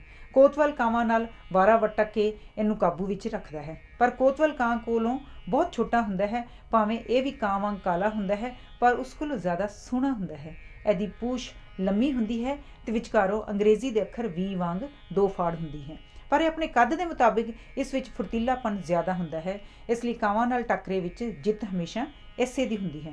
ਕਾਂ ਨੂੰ ਆਪਣੇ ਆਲ੍ਹਣੇ ਦੇ ਨੇੜੇ ਆਉਂਦਿਆਂ ਵੇਖ ਹੀ ਇਹ ਉਸ 'ਤੇ ਟੁੱਟ ਕੇ ਪੈ ਜਾਂਦਾ ਹੈ ਤੇ ਸੱਜਿਓਂ ਖੱਬਿਓਂ ਉੱਪਰੋਂ ਥੱਲਿਓਂ ਸਭ ਪਾਸਿਓਂ ਆਪਣੀ ਤਿੱਖੀ ਚੁੰਝ ਮਾਰ ਕੇ ਕਾਂ ਦਾ ਨੱਕ ਵਿੱਚ ਦਮ ਕਰ ਦਿੰਦਾ ਹੈ ਤੇ ਅੰਤ ਵਿੱਚ ਉਸ ਨੂੰ ਨੱਸਣਾ ਪੈਂਦਾ ਹੈ। ਇਸ ਸਮੇਂ ਕਾਂ ਵਰਗੇ ਬਦਮਾਸ਼ ਪੰਛੀ ਨੂੰ ਆਪਣੇ ਤੋਂ ਛੋਟੇ ਪੰਛੀ ਸਾਹਮਣੇ ਦੁਮ ਦਬਾ ਕੇ ਨੱਸਦਿਆਂ ਵੇਖ ਕੇ ਬੜੀ ਪ੍ਰਸੰਨਤਾ ਹੁੰਦੀ ਹੈ। ਇਹ ਆਮ ਤੌਰ 'ਤੇ ਉੱਚੀ ਥਾਂ ਜਿਵੇਂ ਟੈਲੀਫੋਨ ਦੇ ਖੰਭੇ, ਉੱਚੀਆਂ ਵਾੜਾਂ, ਰੁੱਖ ਜਾਂ ਗਾਈਆਂ ਮਈਆਂ ਦੀ ਪਿੱਠ 'ਤੇ ਬੈਠ ਕੇ ਆਲੇ ਦੁਆਲੇ ਕੀੜੇ ਪਤੰਗਿਆਂ ਦੀ ਤਾੜ ਰੱਖਦਾ ਹੈ, ਕਿਉਂਕਿ ਨਿਰੋਲ ਕੀੜੇ ਹੀ ਇਸ ਦੀ ਖੁਰਾਕ ਹਨ। ਕਿਸਾਨ ਇਸ ਗੱਲ ਨੂੰ ਪਸੰਦ ਕਰਦਾ ਹੈ ਕਿ ਉਹਦੇ ਖੇਤ ਦੇ ਲਾਗੇ ਤਾਗੇ 1-2 ਕੋਤਵਾਲ ਹੋਣ, ਤਾਂ ਜੋ ਉਹਦੀਆਂ ਫਸਲਾਂ ਨੁਕਸਾਨ ਪਹੁੰਚਾਉਣ ਵਾਲੇ ਕੀੜਿਆਂ ਤੋਂ ਬਚੀਆਂ ਰਹਿਣ। ਇਹਦਾ ਆਲ੍ਹਣਾ ਟਾਹਣੀਆਂ ਅਤੇ ਘਾਹ ਨੂੰ ਨਾਲੋਂ ਨਾਲ ਆਪਸ ਵਿੱਚ ਜੋੜ ਕੇ ਬਣਾਇਆ ਹੁੰਦਾ ਹੈ। ਉਸ ਵਿੱਚ ਇਹ ਅਪ੍ਰੈਲ ਤੋਂ ਅਗਸਤ ਦੇ ਵਿੱਚ ਅੰਡੇ ਦਿੰਦਾ ਹੈ, ਜੋ ਗਿਣਤੀ ਵਿੱਚ 3 ਤੋਂ 5 ਤੱਕ ਹੁੰਦੇ ਹਨ ਅਤੇ ਉਹਨਾਂ 'ਤੇ ਲਾਲ ਟਿਮਕਣੇ ਹੁੰਦੇ ਹਨ। ਨੀਲਕੰਠ ਇਸ ਪੰਛੀ ਦੀ ਭਾਰਤ ਵਿੱਚ ਬੜੀ ਮਾਨਤਾ ਕੀਤੀ ਜਾਂਦੀ ਹੈ ਅਤੇ ਇਸ ਨੂੰ ਗਰੜ ਭਗਵਾਨ ਕਹਿ ਕੇ ਸੱਦਿਆ ਜਾਂਦਾ ਹੈ। ਇਹਦੇ ਪਰ ਇਤਨੇ ਸੁੰਦਰ ਹੁੰਦੇ ਹਨ ਕਿ ਸ਼ਾਹੀ ਬਸਤਰਾਂ ਨੂੰ ਵੀ ਮਾਤ ਪਾ ਦਿੰਦੇ ਹਨ। ਜਦ ਇਹ ਕਿਸੇ ਟਹਿਣੀ 'ਤੇ ਚੁੱਪਚਾਪ ਬੈਠਾ ਹੁੰਦਾ ਹੈ ਤਾਂ ਇਤਨਾ ਸੋਹਣਾ ਨਹੀਂ ਲੱਗਦਾ ਕਿ ਉੱਪਰੋਂ ਇਹਦੇ ਪਰ ਘੁਸਮੈਲੇ ਜਿਹੇ ਹੁੰਦੇ ਹਨ, ਪਰ ਜਦ ਇਹ ਉੱਡਦਾ ਹੈ ਤਾਂ ਥੱਲਿਓਂ ਇਹਦੇ ਗੂੜੇ ਨੀਲੇ ਮਖਮਲੀ ਪਰਾਂ ਵਿੱਚ ਹਲਕੇ ਨੀਲੇ ਪਰਾਂ ਦੀਆਂ ਧਾਰੀਆਂ ਬੜੀ ਸੁੰਦਰਤਾ ਦਾ ਪ੍ਰਭਾਵ ਪਾਉਂਦੀਆਂ ਹਨ। ਇਹ ਕਿਸਾਨਾਂ ਦਾ ਮਿੱਤਰ ਹੈ, ਕਿਉਂਕਿ ਟਿੱਡੀਆਂ, ਸੁੰਡੀਆਂ ਅਤੇ ਹੋਰ ਕੀੜਿਆਂ ਮਕੌੜਿਆਂ 'ਤੇ ਪਲਦਾ ਹੈ, ਜਿਹੜੇ ਫਸਲਾਂ ਨੂੰ ਨੁਕਸਾਨ ਪਹੁੰਚਾਉਂਦੇ ਹਨ। ਇਹ ਕੋਤਵਾਲ ਵਾਂਗ ਕਿਸੇ ਉੱਚੀ ਥਾਂ 'ਤੇ ਬੈਠ ਕੇ ਆਪਣੇ ਸ਼ਿਕਾਰ ਦੀ ਤਾੜ ਰੱਖਦਾ ਹੈ ਅਤੇ ਵੇਖਦਿਆਂ ਹੀ ਉਸ ਨੂੰ ਹੜੱਪ ਕਰ ਜਾਂਦਾ ਹੈ। ਮਾਰਚ ਦੇ ਮਹੀਨੇ ਵਿੱਚ ਇਹ ਆਪਣੀ ਸਾਥਣ ਲੱਭਦਾ ਹੈ।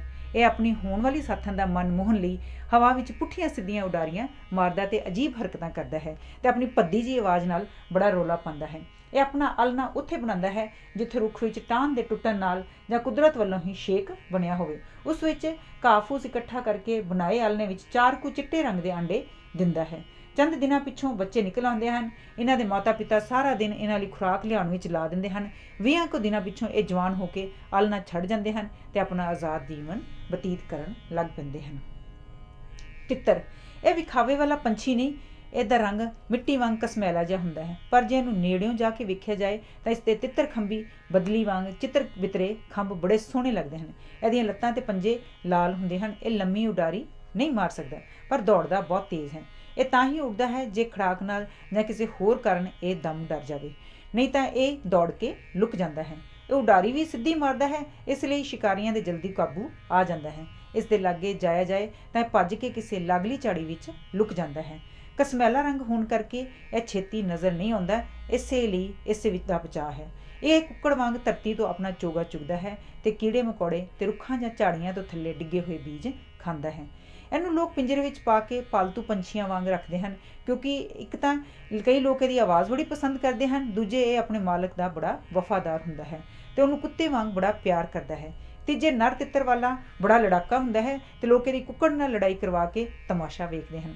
ਇਹਦਾ ਮਾਸ ਬੜਾ ਸਵਾਦ ਹੁੰਦਾ ਹੈ, ਇਸ ਲਈ ਸ਼ਿਕਾਰੀ ਇਹਦਾ ਸ਼ਿਕਾਰ ਬੜੇ ਚਾਅ ਨਾਲ ਕਰਦੇ ਹਨ, ਪਰ ਕਿਉਂਕਿ ਇਹ ਟੱਬਰ ਇਹਦਾ ਵੱਡਾ ਹੁੰਦਾ ਹੈ, ਇਸ ਲਈ ਇਹਦੀ ਗਿਣਤੀ ਘਟਦੀ ਨਹੀਂ। ਇਹ ਧਰਤੀ 'ਤੇ ਝਾੜੀਆਂ ਦੇ ਓਲੇ ਕਿਸੇ ਟੋਏ ਵਿੱਚ ਘਾਹ ਵਿਛਾ ਕੇ ਮਾਰਚ ਤੋਂ ਲੈ ਕੇ ਜੂਨ ਦੇ ਵਿੱਚ ਆਂਡੇ ਦਿੰਦਾ ਹੈ, ਜਿਨ੍ਹਾਂ ਦੀ ਗਿਣਤੀ 4 ਤੋਂ ਲੈ ਕੇ 8 ਤੱਕ ਹੁੰਦੀ ਹੈ। ਇਹਦੇ ਆਂਡਿਆਂ ਦਾ ਰੰਗ ਮੋਤੀਆ ਜਿਹਾ ਹੁੰਦਾ ਹੈ। ਇਸੇ ਕਿਸਮ ਦਾ ਇੱਕ ਕਾਲਾ ਤਿੱਤਰ ਵੀ ਹੁੰਦਾ ਹੈ, ਜਿਸ ਦੀਆਂ ਸਭ ਆਦਤਾਂ ਸਧਾਰਨ ਤਿੱਤਰ ਨਾਲ ਮਿਲਦੀਆਂ ਹਨ। ਬਟੇਰਾ ਇਹ ਚਿੜੀ ਜਿੱਡਾ ਛੋਟਾ ਜਿਹਾ ਪੰਛੀ ਹੁੰਦਾ ਹੈ। ਬਟੇਰਿਆਂ ਨੂੰ ਬਹੁ ਗਿਣਤੀ ਵਿੱਚ ਇਕੱਠਿਆਂ ਇੱਕ ਝਾੜੀ ਥੱਲੇ ਸੌਣ ਦੀ ਆਦਤ ਹੈ, ਇਸ ਲਈ ਇਹ ਬੜੀ ਆਸਾਨੀ ਨਾਲ ਪਕੜੇ ਜਾ ਸਕਦੇ ਹਨ। ਇਹ ਆਪਣਾ ਟਿਕਾਣਾ ਜਲਦੀ ਨਹੀਂ ਬਦਲਦੇ, ਇਸ ਲਈ ਸ਼ਿਕਾਰੀ ਇਹਨਾਂ ਦੀ ਤਾੜ ਰੱਖਦੇ ਹਨ ਅਤੇ ਜਾਲ ਵਿੱਚ ਪਾ ਕੇ ਸਭ ਨੂੰ ਕਾਬੂ ਕਰ ਲੈਂਦੇ ਹਨ। ਇਹਨਾਂ ਨੂੰ ਫੜਨ ਵਾਲੇ ਫੰਦਕਾਂ ਨੂੰ ਬਟੇਰਬਾਜ਼ ਕਹਿੰਦੇ ਹਨ। ਇਹ ਪਾਣੀ ਪੀਣ ਲਈ ਬੱਤਖਾਂ ਵਾਂਗ ਇੱਕ ਕਤਾਰ ਬਣਾ ਕੇ ਜਾਂਦੇ ਹਨ ਅਤੇ ਦਾਣਾ ਚੁਗਣ ਲਈ ਵੀ ਇੱਕੋ ਕਤਾਰ ਵਿੱਚ ਤੁਰਦੇ ਹਨ। ਬਟੇਰਾ ਰੰਗ ਢੰਗ ਅਤੇ ਆਦਤਾਂ ਵਿੱਚ ਤਿੱਤਰ ਨਾਲ ਮਿਲਦਾ ਹੈ, ਪਰ ਕੱਦ ਵਿੱਚ ਉਸ ਤੋਂ ਅੱਧਾ ਹੁੰਦਾ ਹੈ, ਇਸ ਲਈ ਕਈ ਵਾਰ ਭੁਲੇਖਾ ਲੱਗ ਸਕਦਾ ਹੈ ਕਿ ਇਹ ਤਿੱਤਰ ਦਾ ਚੂਚਾ ਹੈ। ਇਹ ਵੀ ਕੀੜੇ ਮਕੌੜੇ ਖਾ ਕੇ ਪੇਟ ਪਾਲਦਾ ਹੈ। ਗਾਂ ਬਗਲਾ ਇਹ ਘਾਹ ਚਰ ਰਹੀਆਂ ਗਾਈਆਂ ਮਈਆਂ ਦੇ ਇੱਜੜ ਦੇ ਨਾਲ ਨਾਲ ਰਹਿੰਦਾ ਹੈ। ਇਹਦੀਆਂ ਲੱਤਾਂ ਲਮਟੀਂਗ ਵਾਂਗ ਲੰਮੀਆਂ ਹੁੰਦੀਆਂ ਹਨ, ਪਰ ਇਹਦੇ ਪਰ ਦੁੱਧ ਵਰਗੇ ਚਿੱਟੇ ਹੁੰਦੇ ਹਨ। ਇਹਨੂੰ ਪਤਾ ਹੁੰਦਾ ਹੈ ਕਿ ਗਾਈਆਂ ਮਈਆਂ ਜਦ ਘਾਹ ਚਰਦੀਆਂ ਹਨ ਤਾਂ ਧਰਤੀ ਵਿੱਚ ਲੁਕੇ ਕਈ ਕਿਸਮ ਦੇ ਕੀੜੇ ਮਕੌੜੇ ਘਬਰਾ ਕੇ ਇੱਧਰ ਉੱਧਰ ਉੱਡਦੇ ਹਨ। ਬਗਲਾ ਇਹਨਾਂ ਦੀ ਤਾੜ ਵਿੱਚ ਰਹਿੰਦਾ ਹੈ ਅਤੇ ਆਪਣੀ ਲੰਮੀ ਚੁੰਝ ਨਾਲ ਉਹਨਾਂ ਨੂੰ ਅੜੁੰਬ ਲੈਂਦਾ ਹੈ। ਇਹਨੂੰ ਖੁਰਾਕ ਲੱਭਣ ਲਈ ਬਹੁਤਾ ਖਲ ਜਗਨ ਕਰਨ ਦੀ ਲੋੜ ਨਹੀਂ ਪੈਂਦੀ, ਕੇਵਲ ਇੱਜੜ ਦੇ ਮਗਰ ਚੁੱਪਚਾਪ ਲੱਗਣ ਨਾਲ ਹੀ ਇਹਦਾ ਕੰਮ ਬਣ ਜਾਂਦਾ ਹੈ। ਇਹ ਮਈਆਂ ਦੀ ਪਿੱਠ 'ਤੇ ਚੜ੍ਹ ਕੇ ਚਿੱਚੜ, ਜੂਆਂ ਆਦਿ ਵੀ ਹੜੱਪ ਕਰ ਲੈਂਦਾ ਹੈ। ਜੇ ਕੁਝ ਹੋਰ ਨਾ ਮਿਲੇ ਤਾਂ ਕਿਰਲੇ ਕਿੱਲੀਆਂ ਜਾਂ ਡੱਡਾਂ ਨੂੰ ਵੀ ਖਾ ਅੜੁੰਬ ਲੈਂਦਾ ਹੈ। ਜਦ ਸ਼ਾਮ ਨੂੰ ਇੱਜੜ ਆਪੋ ਆਪਣੇ ਟਿਕਾਣੇ 'ਤੇ ਚਲਾ ਜਾਂਦਾ ਹੈ ਤਾਂ ਇਹਨੂੰ ਵੀ ਛੁੱਟੀ ਹੋ ਜਾਂਦੀ ਹੈ ਅਤੇ ਬਹੁਤ ਸਾਰੇ ਬਗਲੇ ਇਕੱਠੇ ਹੋ ਕੇ ਇੱਕ ਰੁੱਖ 'ਤੇ ਜਾ ਸੌਂਦੇ ਹਨ। ਜਦ ਬਰਸਾਤੀ ਮੌਸਮ ਵਿੱਚ ਇਹਨਾਂ ਆਂਡੇ ਦੇਣ ਦਾ ਸਮਾਂ ਆਉਂਦਾ ਹੈ ਤਾਂ ਇਹਦੇ ਪਰ ਭੂਰੇ ਰੰਗ ਦੇ ਹੋ ਜਾਂਦੇ ਹਨ ਅਤੇ ਇਹਨੂੰ ਪਛਾਣਨਾ ਔਖਾ ਹੋ ਜਾਂਦਾ ਹੈ। ਇਹ ਇੱਕੋ ਰੁੱਖ 'ਤੇ ਇਕੱਠਿਆਂ ਆਲ੍ਹਣਾ ਬਣਾ ਕੇ ਉਸ ਵਿੱਚ ਆਂਡੇ ਦਿੰਦੇ ਹਨ। ਇਹਨਾਂ ਦੇ ਅਲ ਨੇ ਟਾਹਣੀਆਂ ਦਾ ਢੇਰ ਲਾ ਕੇ ਬਣਾਏ ਹੁੰਦੇ ਹਨ। ਇਹਨਾਂ ਦੇ ਆਂਡੇ ਪੀਲੀ ਭਾ ਮਾਰਦੇ ਨੀਲੇ ਰੰਗ ਦੇ ਹੁੰਦੇ ਹਨ, ਜੋ ਗਿਣਤੀ ਵਿੱਚ 3 ਤੋਂ 5 ਤੱਕ ਹੁੰਦੇ ਹਨ।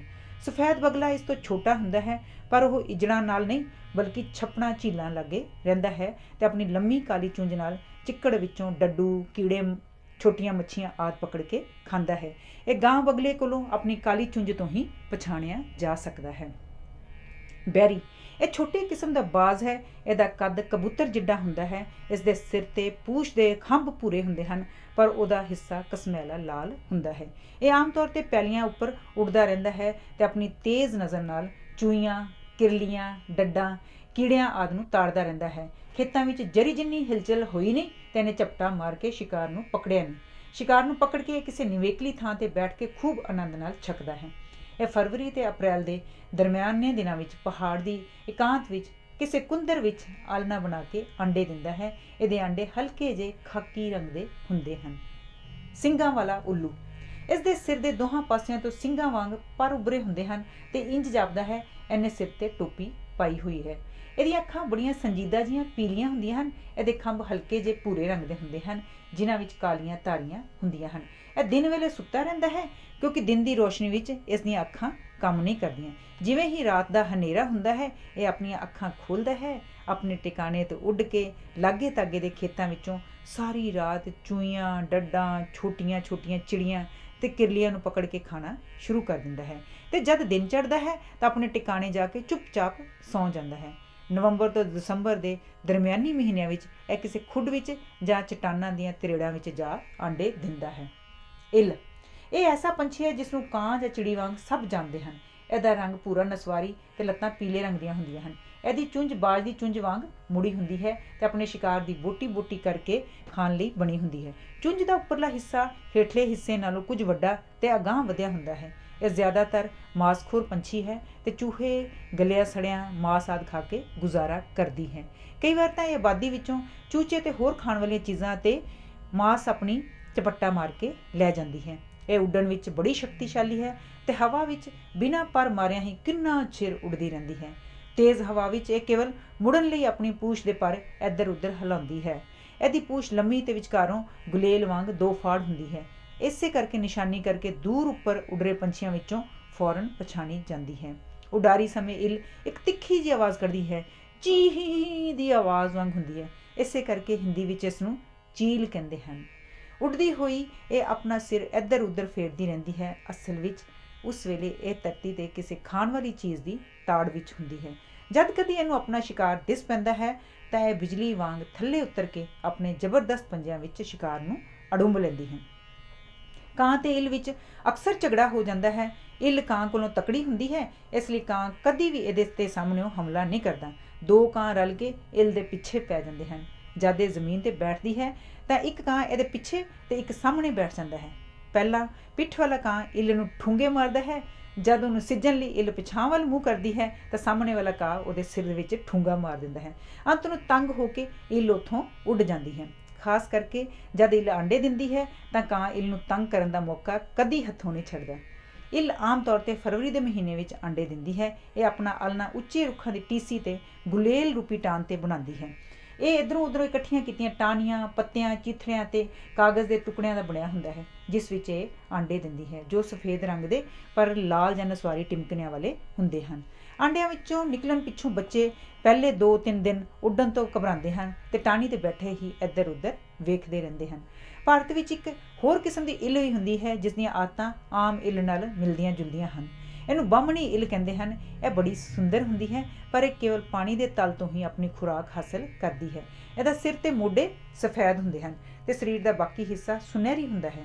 ਜੇ ਤੁਹਾਡੇ ਪਿੰਡ ਲਾਗੇ ਕੋਈ ਝੀਲ ਜਾਂ ਵੱਡਾ ਸਾਰਾ ਛੱਪੜ ਹੋਵੇ ਤਾਂ ਤੁਸੀਂ ਫਿਰ ਇਸ ਕਿਸਮ ਦੀ ਇੱਲ ਨੂੰ ਜ਼ਰੂਰ ਉੱਥੇ ਵੇਖੋਗੇ। ਇਹ ਇੱਲ ਆਪਣਾ ਆਲ੍ਹਣਾ ਝੀਲ ਦੇ ਕੰਢੇ ਤੇ ਉੱਗੇ ਹੋਏ ਕਿਸੇ ਉੱਚੇ ਰੁੱਖ ਤੇ ਬਣਾਉਂਦੀ ਹੈ। ਟਟੀਰੀ ਇਹਦੀ ਆਵਾਜ਼ ਬੜੀ ਅਨੋਖੀ ਹੁੰਦੀ ਹੈ, ਜਿਸ ਦੇ ਬੋਲ ਹਨ ਡਿਡ ਯੂ ਡੂ ਇਟ। ਇਸ ਕਰਕੇ ਇਸ ਨੂੰ ਅੰਗਰੇਜ਼ੀ ਵਿੱਚ ਡਿਡ ਯੂ ਡੂ ਇਟ ਹੀ ਨਾਂ ਰੱਖਿਆ ਗਿਆ ਹੈ। ਇਹ ਆਬਾਦੀ ਤੋਂ ਦੂਰ ਰਹਿੰਦੀ ਹੈ ਤੇ ਆਪਣਾ ਬਹੁਤਾ ਵਕਤ ਉਹਨਾਂ ਪੈਲੀਆਂ ਵਿੱਚ ਕੀੜੇ ਮਕੌੜੇ ਚੁਗਣ ਵਿੱਚ ਬਿਤਾਉਂਦੀ ਹੈ ਜਿਸ ਵਿੱਚ ਫਸਲ ਨਾ ਉੱਗੀ ਹੋਵੇ। ਇਹਦੇ ਪਰ ਕਾਲੇ ਹੁੰਦੇ ਹਨ, ਜਿਨ੍ਹਾਂ ਵਿੱਚ ਇੱਕ ਇੱਕ ਸਫੇਦ ਧਾਰੀ ਹੁੰਦੀ ਹੈ।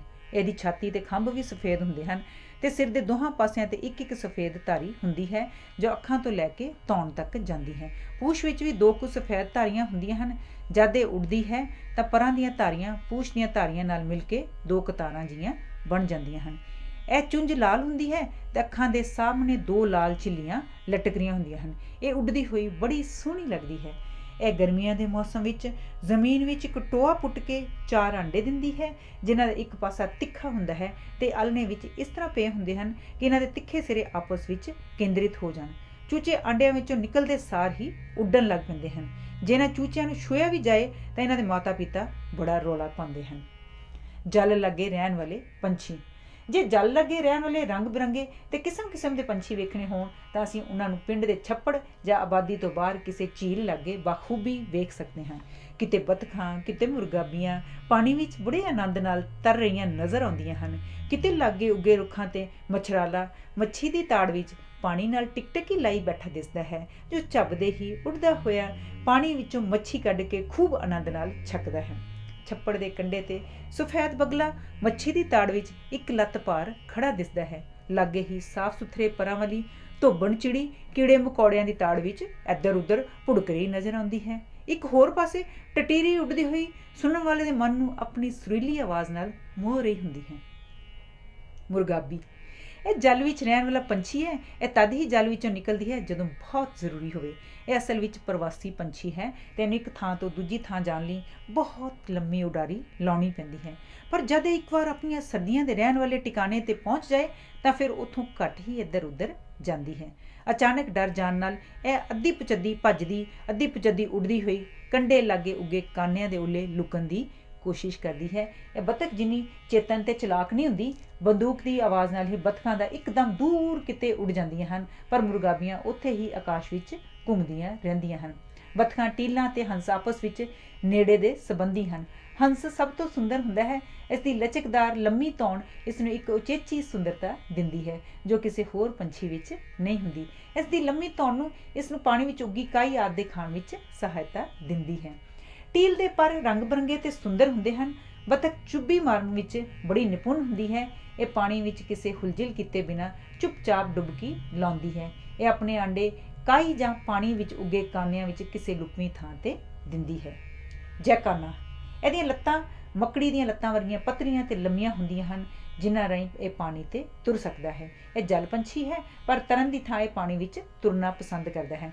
ਪਾਣੀ ਵਿੱਚ ਉੱਗੇ ਹੋਏ ਕਮਲ ਫੁੱਲ ਦੇ ਇਸ ਦੇ ਕਿਸਮ ਦੇ ਹੋਰ ਚੌੜੇ ਚੌੜੇ ਪੱਤਿਆਂ ਤੇ ਤੁਰਦਾ ਹੈ। ਇਹ ਛੱਪੜ ਜਾਂ ਝੀਲ ਦੇ ਵਿਚਕਾਰ ਰਹਿਣਾ ਪਸੰਦ ਕਰਦਾ ਹੈ। ਇਹ ਜਰਾ ਜਿੰਨੇ ਵੀ ਖੁਰਾਕ ਹੋਣ ਨਾਲ ਕਾਨਿਆਂ ਵਿੱਚ ਲੁਕ ਜਾਂਦਾ ਹੈ। ਇਹ ਬਹੁਤੀ ਲੰਮੀ ਉਡਾਰੀ ਨਹੀਂ ਮਾਰ ਸਕਦਾ। ਇਹ ਆਪਣੇ ਆਂਡੇ ਵੀ ਪਾਣੀ ਦੇ ਤਲ ਤੇ ਉੱਗੇ ਹੋਏ ਪੱਤਿਆਂ ਤੇ ਦਿੰਦਾ ਹੈ। ਆਂਡੇ ਦੇਣ ਲਈ ਇਹ ਪੱਤਿਆਂ ਤੇ ਕਾਈ ਦੀ ਇੱਕ ਗੱਦੀ ਬਣਾ ਲੈਂਦਾ ਹੈ। ਇਹਦਾ ਆਲ੍ਹਣਾ ਇਤਨਾ ਸੁਰੱਖਿਅਤ ਨਹੀਂ ਹੁੰਦਾ। ਬਗਲਾ। ਇਹ ਹਰ ਛੱਪੜ ਜਾਂ ਝੀਲ ਦੇ ਕੰਢੇ ਤੇ ਗਿੱਚੀ ਤੇ ਚੁੰਝ ਨੂੰ ਪਰਾਂ ਵਿੱਚ ਲੁਕੋਈ ਕਿਸੇ ਵਿਚਾਰ ਵਾਂਗ ਪੁਰਸ਼ ਵਾਂਗ ਪਾਣੀ ਵਿੱਚ ਖੜਾ ਨਜ਼ਰ ਆਉਂਦਾ ਹੈ। ਇਸੇ ਕਰਕੇ ਇਹਨੂੰ ਬਗਲਾ ਭਗਤ ਵੀ ਕਹਿੰਦੇ ਹਨ। ਇਹਦੇ ਪਰ ਉੱਪਰੋਂ ਘਸਮੈਲੇ ਹੁੰਦੇ ਹਨ, ਪਰ ਜਦ ਇਹ ਕਿਸੇ ਦੇ ਲਾਗੇ ਆਉਣ ਨਾਲ ਡੱਡੂ ਵਰਗੀ ਆਵਾਜ਼ ਕੱਢਦਾ ਹੋਇਆ ਉੱਡ ਪੈਂਦਾ ਹੈ ਤਾਂ ਥੱਲਿਓਂ ਬਿਲਕੁਲ ਚਿੱਟੇ ਦੁੱਧ ਨਜ਼ਰ ਆਉਂਦੇ ਹਨ। ਇਹਦੀਆਂ ਅੱਖਾਂ ਪੀਲੀਆਂ ਤੇ ਇਹਦੀ ਚੁੰਝ ਮੂੰਹ ਲਾਗਿਓਂ ਨੀਲੀ ਤੇ ਵਿਚਕਾਰੋਂ ਤੇ ਸਿਰੇ ਤੋਂ ਕਾਲੀ ਹੁੰਦੀ ਹੈ। ਇਹਦੀਆਂ ਲੱਤਾਂ ਹਰੀ ਪਾ ਮਾਰਦੀਆਂ ਹਨ। ਆਂਡੇ ਦੇਣ ਸਮੇਂ ਇਹਦੇ ਪਰ ਹਲਕੀ ਜਿਹੀ ਕਾਸ਼ਨੀ ਪਾ ਮਾਰਦੇ ਹਨ। ਜੇ ਅਸੀਂ ਇਹਦੇ ਬਹੁਤ ਨੇੜੇ ਹੀ ਚਲੇ ਜਾਈਏ ਤਾਂ ਇਹ ਕਿਤੇ ਵੀ ਉੱਡਣ ਦੀ ਕੋਸ਼ਿਸ਼ ਕਰਦਾ ਹੈ। ਭਾਵੇਂ ਇਹ ਅੱਖਾਂ ਮਿੱਟੀ ਪਾਣੀ ਵਿੱਚ ਖੜਾ ਰਹਿੰਦਾ ਹੈ, ਪਰ ਇਹਦੀ ਨਜ਼ਰ ਬੜੀ ਤੇਜ਼ ਹੁੰਦੀ ਹੈ। ਇਹ ਆਮ ਤੌਰ 'ਤੇ ਛੋਟੀਆਂ ਛੋਟੀਆਂ ਮੱਛੀਆਂ, ਡੱਡਾਂ, ਕੈਂਕੜੇ ਤੇ ਹੋਰ ਕੀੜੇ ਮਕੌੜੇ ਖਾਂਦਾ ਹੈ। ਜਿਵੇਂ ਹੀ ਪਾਣੀ ਵਿੱਚ ਕੋਈ ਚੀਜ਼ ਹਿਲਦੀ ਹੈ ਤਾਂ ਇਹ ਇੱਕਦਮ ਚੌਕੰਨਾ ਹੋ ਜਾਂਦਾ ਹੈ ਤੇ ਲੁਕੀ ਹੋਈ ਧੌਣ ਨੂੰ ਫੁਲਾ ਕੇ ਇੱਕਦਮ ਸ਼ਿਕਾਰ ਨੂੰ ਪਕੜ ਕੇ ਹੜੱਪ ਕਰ ਜਾਂਦਾ ਹੈ। ਇਹ ਪਾਣੀ ਵਿੱਚ ਇਸ ਤਰ੍ਹਾਂ ਚੁੱਪਚਾਪ ਤੇ ਅਹਿੱਲ ਖੜਾ ਰਹਿੰਦਾ ਹੈ ਤਾਂ ਜੋ ਮੱਛੀਆਂ ਆਦਿ ਨੂੰ ਇਹਨੂੰ ਆਸ-ਪਾਸ ਉੱਗੀ ਬਨਸਪਤੀ ਦਾ ਹੀ ਹਿੱਸਾ ਸਮਝ ਕੇ ਇਹਦੇ ਨੇੜੇ ਆ ਜਾਣ। ਆਪਣਾ ਸ਼ਿਕਾਰ ਫੜਨ ਵੇਲੇ ਬਗਲੇ ਲਾਗੇ ਲਾਗੇ ਨਹੀਂ ਖੜਾਉਂਦੇ, ਪਰ ਰਾਤ ਨੂੰ ਸੌਣ ਲੱਗਿਆਂ ਇਹ 50 ਜਾਂ 60 ਦੀ ਗਿਣਤੀ ਵਿੱਚ ਉੱਡਦੇ ਹੋਏ ਕਿਸੇ ਨੇੜੇ ਤੇੜੇ ਰੁਕੇ ਰੁੱਖ ਤੇ ਬੈਠ ਜਾਂਦੇ ਹਨ। ਅਪ੍ਰੈਲ ਤੋਂ ਮਈ ਦੇ ਮਹੀਨਿਆਂ ਵਿੱਚ ਇਹ ਨਦੀ ਜਾਂ ਛੱਪੜ ਦੇ ਲਾਗੇ ਉੱਗੇ ਹੋਏ ਦਰਮਿਆਨੇ ਮੇਲ ਦੇ ਕਿਸੇ ਰੁੱਖ ਤੇ ਆਲ੍ਹਣਾ ਬਣਾ ਕੇ ਅੰਡੇ ਦਿੰਦੇ ਹਨ। ਆਲ੍ਹਣਾ ਬੇਤਰਤੀਬੀ ਨਾਲ ਇਕੱਠੀਆਂ ਕੀਤੀਆਂ ਟਾਹਣੀਆਂ ਤੇ ਖਿਲਰੇ ਪੁਲਰੇ ਘਾਹ ਦਾ ਬਣਿਆ ਹੁੰਦਾ ਹੈ। ਇਹਦੇ ਆਂਡੇ ਹਲਕੇ ਜ਼ਹਿਰ ਮੋਰੇ ਰੰਗ ਦੇ ਹੁੰਦੇ ਹਨ। ਮੱਛੀ ਖੋਰ। ਇਸ ਨੂੰ ਅੰਗਰੇਜ਼ੀ ਵਿੱਚ ਕਾਰਮੋਰੈਂਟ ਕਹਿੰਦੇ ਹਨ। ਇਹਦਾ ਸੱਪ ਵਰਗਾ ਮੂੰਹ ਤੇ ਲੰਮੀ ਸਾਰੀ ਚੁੰਝ ਹੁੰਦੀ ਹੈ। ਇਹਦਾ ਰੰਗ ਕਾਲਾ ਕੁਸਮੈਲਾ ਜਿਹਾ ਹੁੰਦਾ ਹੈ। ਇਹ ਮੱਛੀਆਂ ਪਕੜਨ ਵਿੱਚ ਬੜਾ ਨਿਪੁੰਨ ਹੁੰਦਾ ਹੈ। ਇਹ ਮੱਛੀਆਂ ਨੂੰ ਕੰਢੇ ਲਾਗੇ ਖੜੇ ਹੋ ਕੇ ਨਹੀਂ ਪਕੜਦਾ, ਬਲਕਿ ਮਾਛੀਆਂ ਵਾਂਗ ਇਹ ਪਾਣੀ ਵਿੱਚ ਦੂਰ ਤੱਕ ਮੱਛੀਆਂ ਦਾ ਪਿੱਛਾ ਕਰਦਾ ਹੈ। ਕਈ ਵਾਰ ਤਾਂ ਬਹੁਤ ਸਾਰੇ ਮੱਛੀਖੋਰ ਇੱਕ ਟੋਲਾ ਬਣਾ ਕੇ ਮੱਛੀਆਂ ਨੂੰ ਕੰਢੇ ਲਾਗੇ ਘੱਟ ਨੀਵੇਂ ਪਾਣੀ ਵਿੱਚ ਘੇਰ ਲਿਆਉਂਦੇ ਹਨ ਅਤੇ ਉਹਨਾਂ ਨੂੰ ਉੱਥੇ ਪਕੜ ਕੇ ਦਬ ਕੇ ਖਾ ਪੀ ਜਾਂਦੇ ਹਨ। ਜਾਪਾਨੀ ਮਾਹੀਗੀਰ ਇਸ ਪੰਛੀ ਨੂੰ ਆਪਣੇ ਲਈ ਮੱਛੀਆਂ ਪਕੜਨ ਲਈ ਵਰਤਦੇ ਹਨ। ਉਹ ਪਹਿਲਾਂ ਇਸ ਨੂੰ ਸਿਖਾ ਲੈਂਦੇ ਹਨ ਅਤੇ ਬੇੜੀਆਂ ਰਾਹੀਂ ਦੂਰ ਸਮੁੰਦਰ ਵਿੱਚ ਜਾ ਕੇ ਇਹਨੂੰ ਮੱਛੀਆਂ ਪਿੱਛੇ ਛੱਡ ਦਿੰਦੇ ਹਨ ਅਤੇ ਇਹ ਮੱਛੀਆਂ ਨੂੰ ਪਕੜ ਕੇ ਲਈ ਆਉਂਦਾ ਹੈ। ਜਾਪਾਨੀ ਇਹਦੀ ਗਰਦਨ ਵਿੱਚ ਇੱਕ ਛੱਲਾ ਪਾ ਛੱਡਦੇ ਹਨ ਤਾਂ ਜੋ ਇਹ ਮੱਛੀਆਂ ਆਪ ਹੀ ਹੜੱਪਣਾ ਕਰ ਜਾਵੇ। ਜੰਗਲੀ ਬਤਖ, ਇਹ ਭਾਰਤ ਵਿੱਚ ਸਿਆਲ ਦੀ ਰੁੱਤ ਵਿੱਚ ਆਉਂਦੀ ਹੈ। ਅਮੀਰ ਲੋਕ ਇਹਦਾ ਸ਼ਿਕਾਰ ਕਰਦੇ ਹਨ ਕਿਉਂਕਿ ਇਹਦਾ ਮਾਸ ਬੜਾ ਸੁਆਦਲਾ ਹੁੰਦਾ ਹੈ। ਜੰਗਲੀ ਬਤਖ ਦੀਆਂ ਕਈ ਕਿਸਮਾਂ ਹੁੰਦੀਆਂ ਹਨ ਜਿਨ੍ਹਾਂ ਦੇ ਸਾਡੀ ਬੋਲੀ ਵਿੱਚ ਨਾਂ ਨਹੀਂ ਲੱਭਦੇ। ਹਾਂ, ਇਸ ਦੀ ਪ੍ਰਸਿੱਧ ਕਿਸਮਾਂ ਦੇ ਅੰਗਰੇਜ਼ੀ ਵਿੱਚ ਇਹ ਨਾਂ ਹਨ mallard, common teal, whistling teal, cotton teal. ਇਹਦੀਆਂ ਵੱਖ-ਵੱਖ ਕਿਸਮਾਂ ਇਹਦੇ ਵੱਖ-ਵੱਖ ਰੰਗਾਂ ਦੇ ਪਰਾਂ ਤੇ ਕੱਦ ਤੋਂ ਪਛਾਣੀਆਂ ਜਾ ਸਕਦੀਆਂ ਹਨ। ਇਹਨਾਂ ਵਿੱਚ ਬਹੁਤ ਸਾਰੀਆਂ ਕਿਸਮਾਂ ਗਰਮ ਰੁੱਤ ਦੇ ਸ਼ੁਰੂ ਹੋਣ 'ਤੇ ਮੱਧ ਏਸ਼ੀਆ, ਯੂਰਪ ਜਾਂ ਉੱਤਰੀ ਹਿਮ ਸਾਗਰ ਲਾਗੇ ਦੇ ਇਲਾਕਿਆਂ ਵਿੱਚ ਜਿੱਥੋਂ ਇਹ ਆਈਆਂ ਹੁੰਦੀਆਂ ਹਨ ਵਾਪਸ ਚਲੀਆਂ ਜਾਂਦੀਆਂ ਹਨ। ਉੱਥੇ ਆਪਣਾ ਆਲ੍ਹਣਾ ਬਣਾ ਕੇ ਆਂਡੇ ਦੇ ਕੇ ਅਤੇ ਟੱਬਰ ਪਾਲ ਕੇ ਸਤੰਬਰ ਦੇ ਮਹੀਨੇ ਤੋਂ ਸਾਡੇ ਦੇਸ਼ ਵਿੱਚ ਆਉਣੀਆਂ ਸ਼ੁਰੂ ਹੋ ਜਾਂਦੀਆਂ ਹਨ। ਇਹ ਹਜ਼ਾਰਾਂ ਦੀ ਗਿਣਤੀ ਵਿੱਚ ਇਕੱਠੀਆਂ ਸਫ਼ਰ ਕਰਦੀਆਂ ਹਨ ਅਤੇ ਸਾਡੇ ਦੇਸ਼ ਦੀ ਕਿਸੇ ਨਾ ਕਿਸੇ ਝੀਲ ਦੇ ਲਾਗੇ ਆ ਡੇਰੇ ਲਾਉਂਦੀਆਂ ਹਨ। ਇਹ ਨਾ ਕੇਵਲ ਤਰਨ ਵਿੱਚ ਬਲਕਿ ਲੰਮੀ ਉਡਾਰੀ ਮਾਰਨ ਵਿੱਚ ਵੀ ਬੜੀਆਂ ਨਿਪੁੰਨ ਹੁੰਦੀਆਂ ਹਨ। ਇਹ ਅੰਗਰੇਜ਼ੀ ਦੇ ਅੱਖਰ ਵੀ ਦੇ ਰੂਪ ਵਿੱਚ ਉੱਡਦੀਆਂ ਹਨ। ਇਹਨਾਂ ਦਾ ਨੇਤਾ ਸਭ ਤੋਂ ਅੱਗੇ ਵੀ ਦੀ ਚੁੰਝ ਬਣਾਉਂਦੀ ਹੈ। ਇਸ ਤਰ੍ਹਾਂ ਦੀ ਉਡਾਰੀ ਹਰ ਇੱਕ ਬਤਖ ਆਪਣਾ ਨੇਤਾ ਸਾਹਮਣੇ ਦਿਸਦਾ ਰਹਿੰਦਾ ਹੈ। ਵਿਜ਼ਲਿੰਗ ਟੀਲ, ਕਾਟਨ ਟੀਲ ਜੰਗਲੀ ਬਤਖ ਦੀਆਂ ਉਹ ਕਿਸਮਾਂ ਹਨ ਜਿਹੜੀਆਂ ਸਾਰਾ ਸਾਲ ਭਾਰਤ ਵਿੱਚ ਹੀ ਜੰਮਦੀਆਂ ਪਲਦੀਆਂ ਹਨ। ਇਹ ਟੁੱਟੀਆਂ ਫੁੱਟੀਆਂ ਟਾਹਣੀਆਂ ਇਕੱਠੀਆਂ ਕਰਕੇ ਪਾਣੀ ਵਿੱਚ ਆਪਣਾ ਆਲ੍ਹਣਾ ਬਣਾਉਂਦੀਆਂ ਹਨ, ਜਿਨ੍ਹਾਂ ਵਿੱਚ 8 ਤੋਂ ਲੈ ਕੇ 14 ਅੰਡੇ ਦਿੰਦੀਆਂ ਹਨ। ਤਕਰੀਬਨ ਉਹ ਸਾਰੇ ਪੰਛੀ ਜਿਨ੍ਹਾਂ ਦੇ ਆਂਡਿਆਂ ਦਾ ਦੁਰਘਟਨਾ ਕਾਰਨ ਨਸ਼ਟ ਹੋਣ ਖਤਰਾ ਹੋਵੇ, ਕੁਦਰਤ ਵੱਲੋਂ ਹੀ ਬਹੁ ਗਿਣਤੀ ਵਿੱਚ ਆਂਡੇ ਦਿੰਦੇ ਹਨ। ਟੁੱਟਵਰੀ, ਛੱਪੜ ਦੇ ਕੰਢਿਆਂ ਲਾਗੇ ਟੁੱਟਵਰੀ ਸਿਆਲ ਵਿੱਚ ਆਮ ਵੇਖਣ ਵਿੱਚ ਆਉਂਦੀ ਹੈ। ਅੰਗਰੇਜ਼ੀ ਵਿੱਚ ਇਸ ਨੂੰ ਸੈਂਡ ਪਾਈਪਰ ਕਹਿੰਦੇ ਹਨ। ਇਹਦਾ ਕੱਦ ਮੈਨਾ ਜਿੱਡਾ ਹੁੰਦਾ ਹੈ, ਪਰ ਇਹਦੀਆਂ ਲੱਤਾਂ ਲੰਮੀਆਂ ਹੁੰਦੀਆਂ ਹਨ ਅਤੇ ਪੂਛ ਨਾ ਮਾਤਰ ਹੀ ਹੁੰਦੀ ਹੈ। ਪਰਾਂ ਦਾ ਉੱਪਰਲਾ ਹਿੱਸਾ ਹਰੀਪਾ ਮਾਰਦਾ ਉਸੇ ਚਿੱਕੜ ਰੰਗ ਦਾ ਹੁੰਦਾ ਹੈ ਜਿਸ ਵਿੱਚੋਂ ਆਪਣੀ ਲੰਮੀ ਤਿੱਖੀ ਚੁੰਝ ਨਾਲ ਕੀੜੇ ਮਕੌੜੇ ਕੱਢਦੀ ਹੈ। ਇਹਦੇ ਪਰਾਂ ਦਾ ਹੇਠਲਾ ਹਿੱਸਾ ਸਫੇਦ ਹੁੰਦਾ ਹੈ ਅਤੇ ਉਹ ਤਦ ਹੀ ਦਿਸਦਾ ਹੈ ਜਦ ਇਹ ਉੱਡ ਰਹੀ ਹੋਵੇ। ਇਹ ਆਪਣਾ ਸਾਰਾ ਸਮਾਂ ਛੱਪੜਾਂ ਦੇ ਲਾਗੇ ਹੀ ਇੱਧਰ ਉੱਧਰ ਭੁੜਕਣ ਵਿੱਚ ਬਿਤਾਉਂਦੀ ਹੈ। ਇਹ ਸਰਦੀਆਂ ਵਿੱਚ ਪੰਜਾਬ ਵੱਲ ਆ ਜਾਂਦੀ ਹੈ ਅਤੇ ਗਰਮੀਆਂ ਦੇ ਸ਼ੁਰੂ ਵਿੱਚ ਕਸ਼ਮੀਰ ਵੱਲ ਚਲੀ ਜਾਂਦੀ ਹੈ। ਉੱਥੇ ਇਹ ਆਪਣਾ ਆਲ੍ਹਣਾ ਬਣਾ ਕੇ ਉਸ ਵਿੱਚ ਆਂਡੇ ਦਿੰਦੀ ਹੈ ਅਤੇ ਅਗਸਤ ਦੇ ਸ਼ੁਰੂ ਵਿੱਚ ਆਪਣੇ ਟੱਬਰ ਨੂੰ ਨਾਲ ਲੈ ਕੇ ਫਿਰ ਪੰਜਾਬ ਵੱਲ ਆ ਜਾਂਦੀ ਹੈ।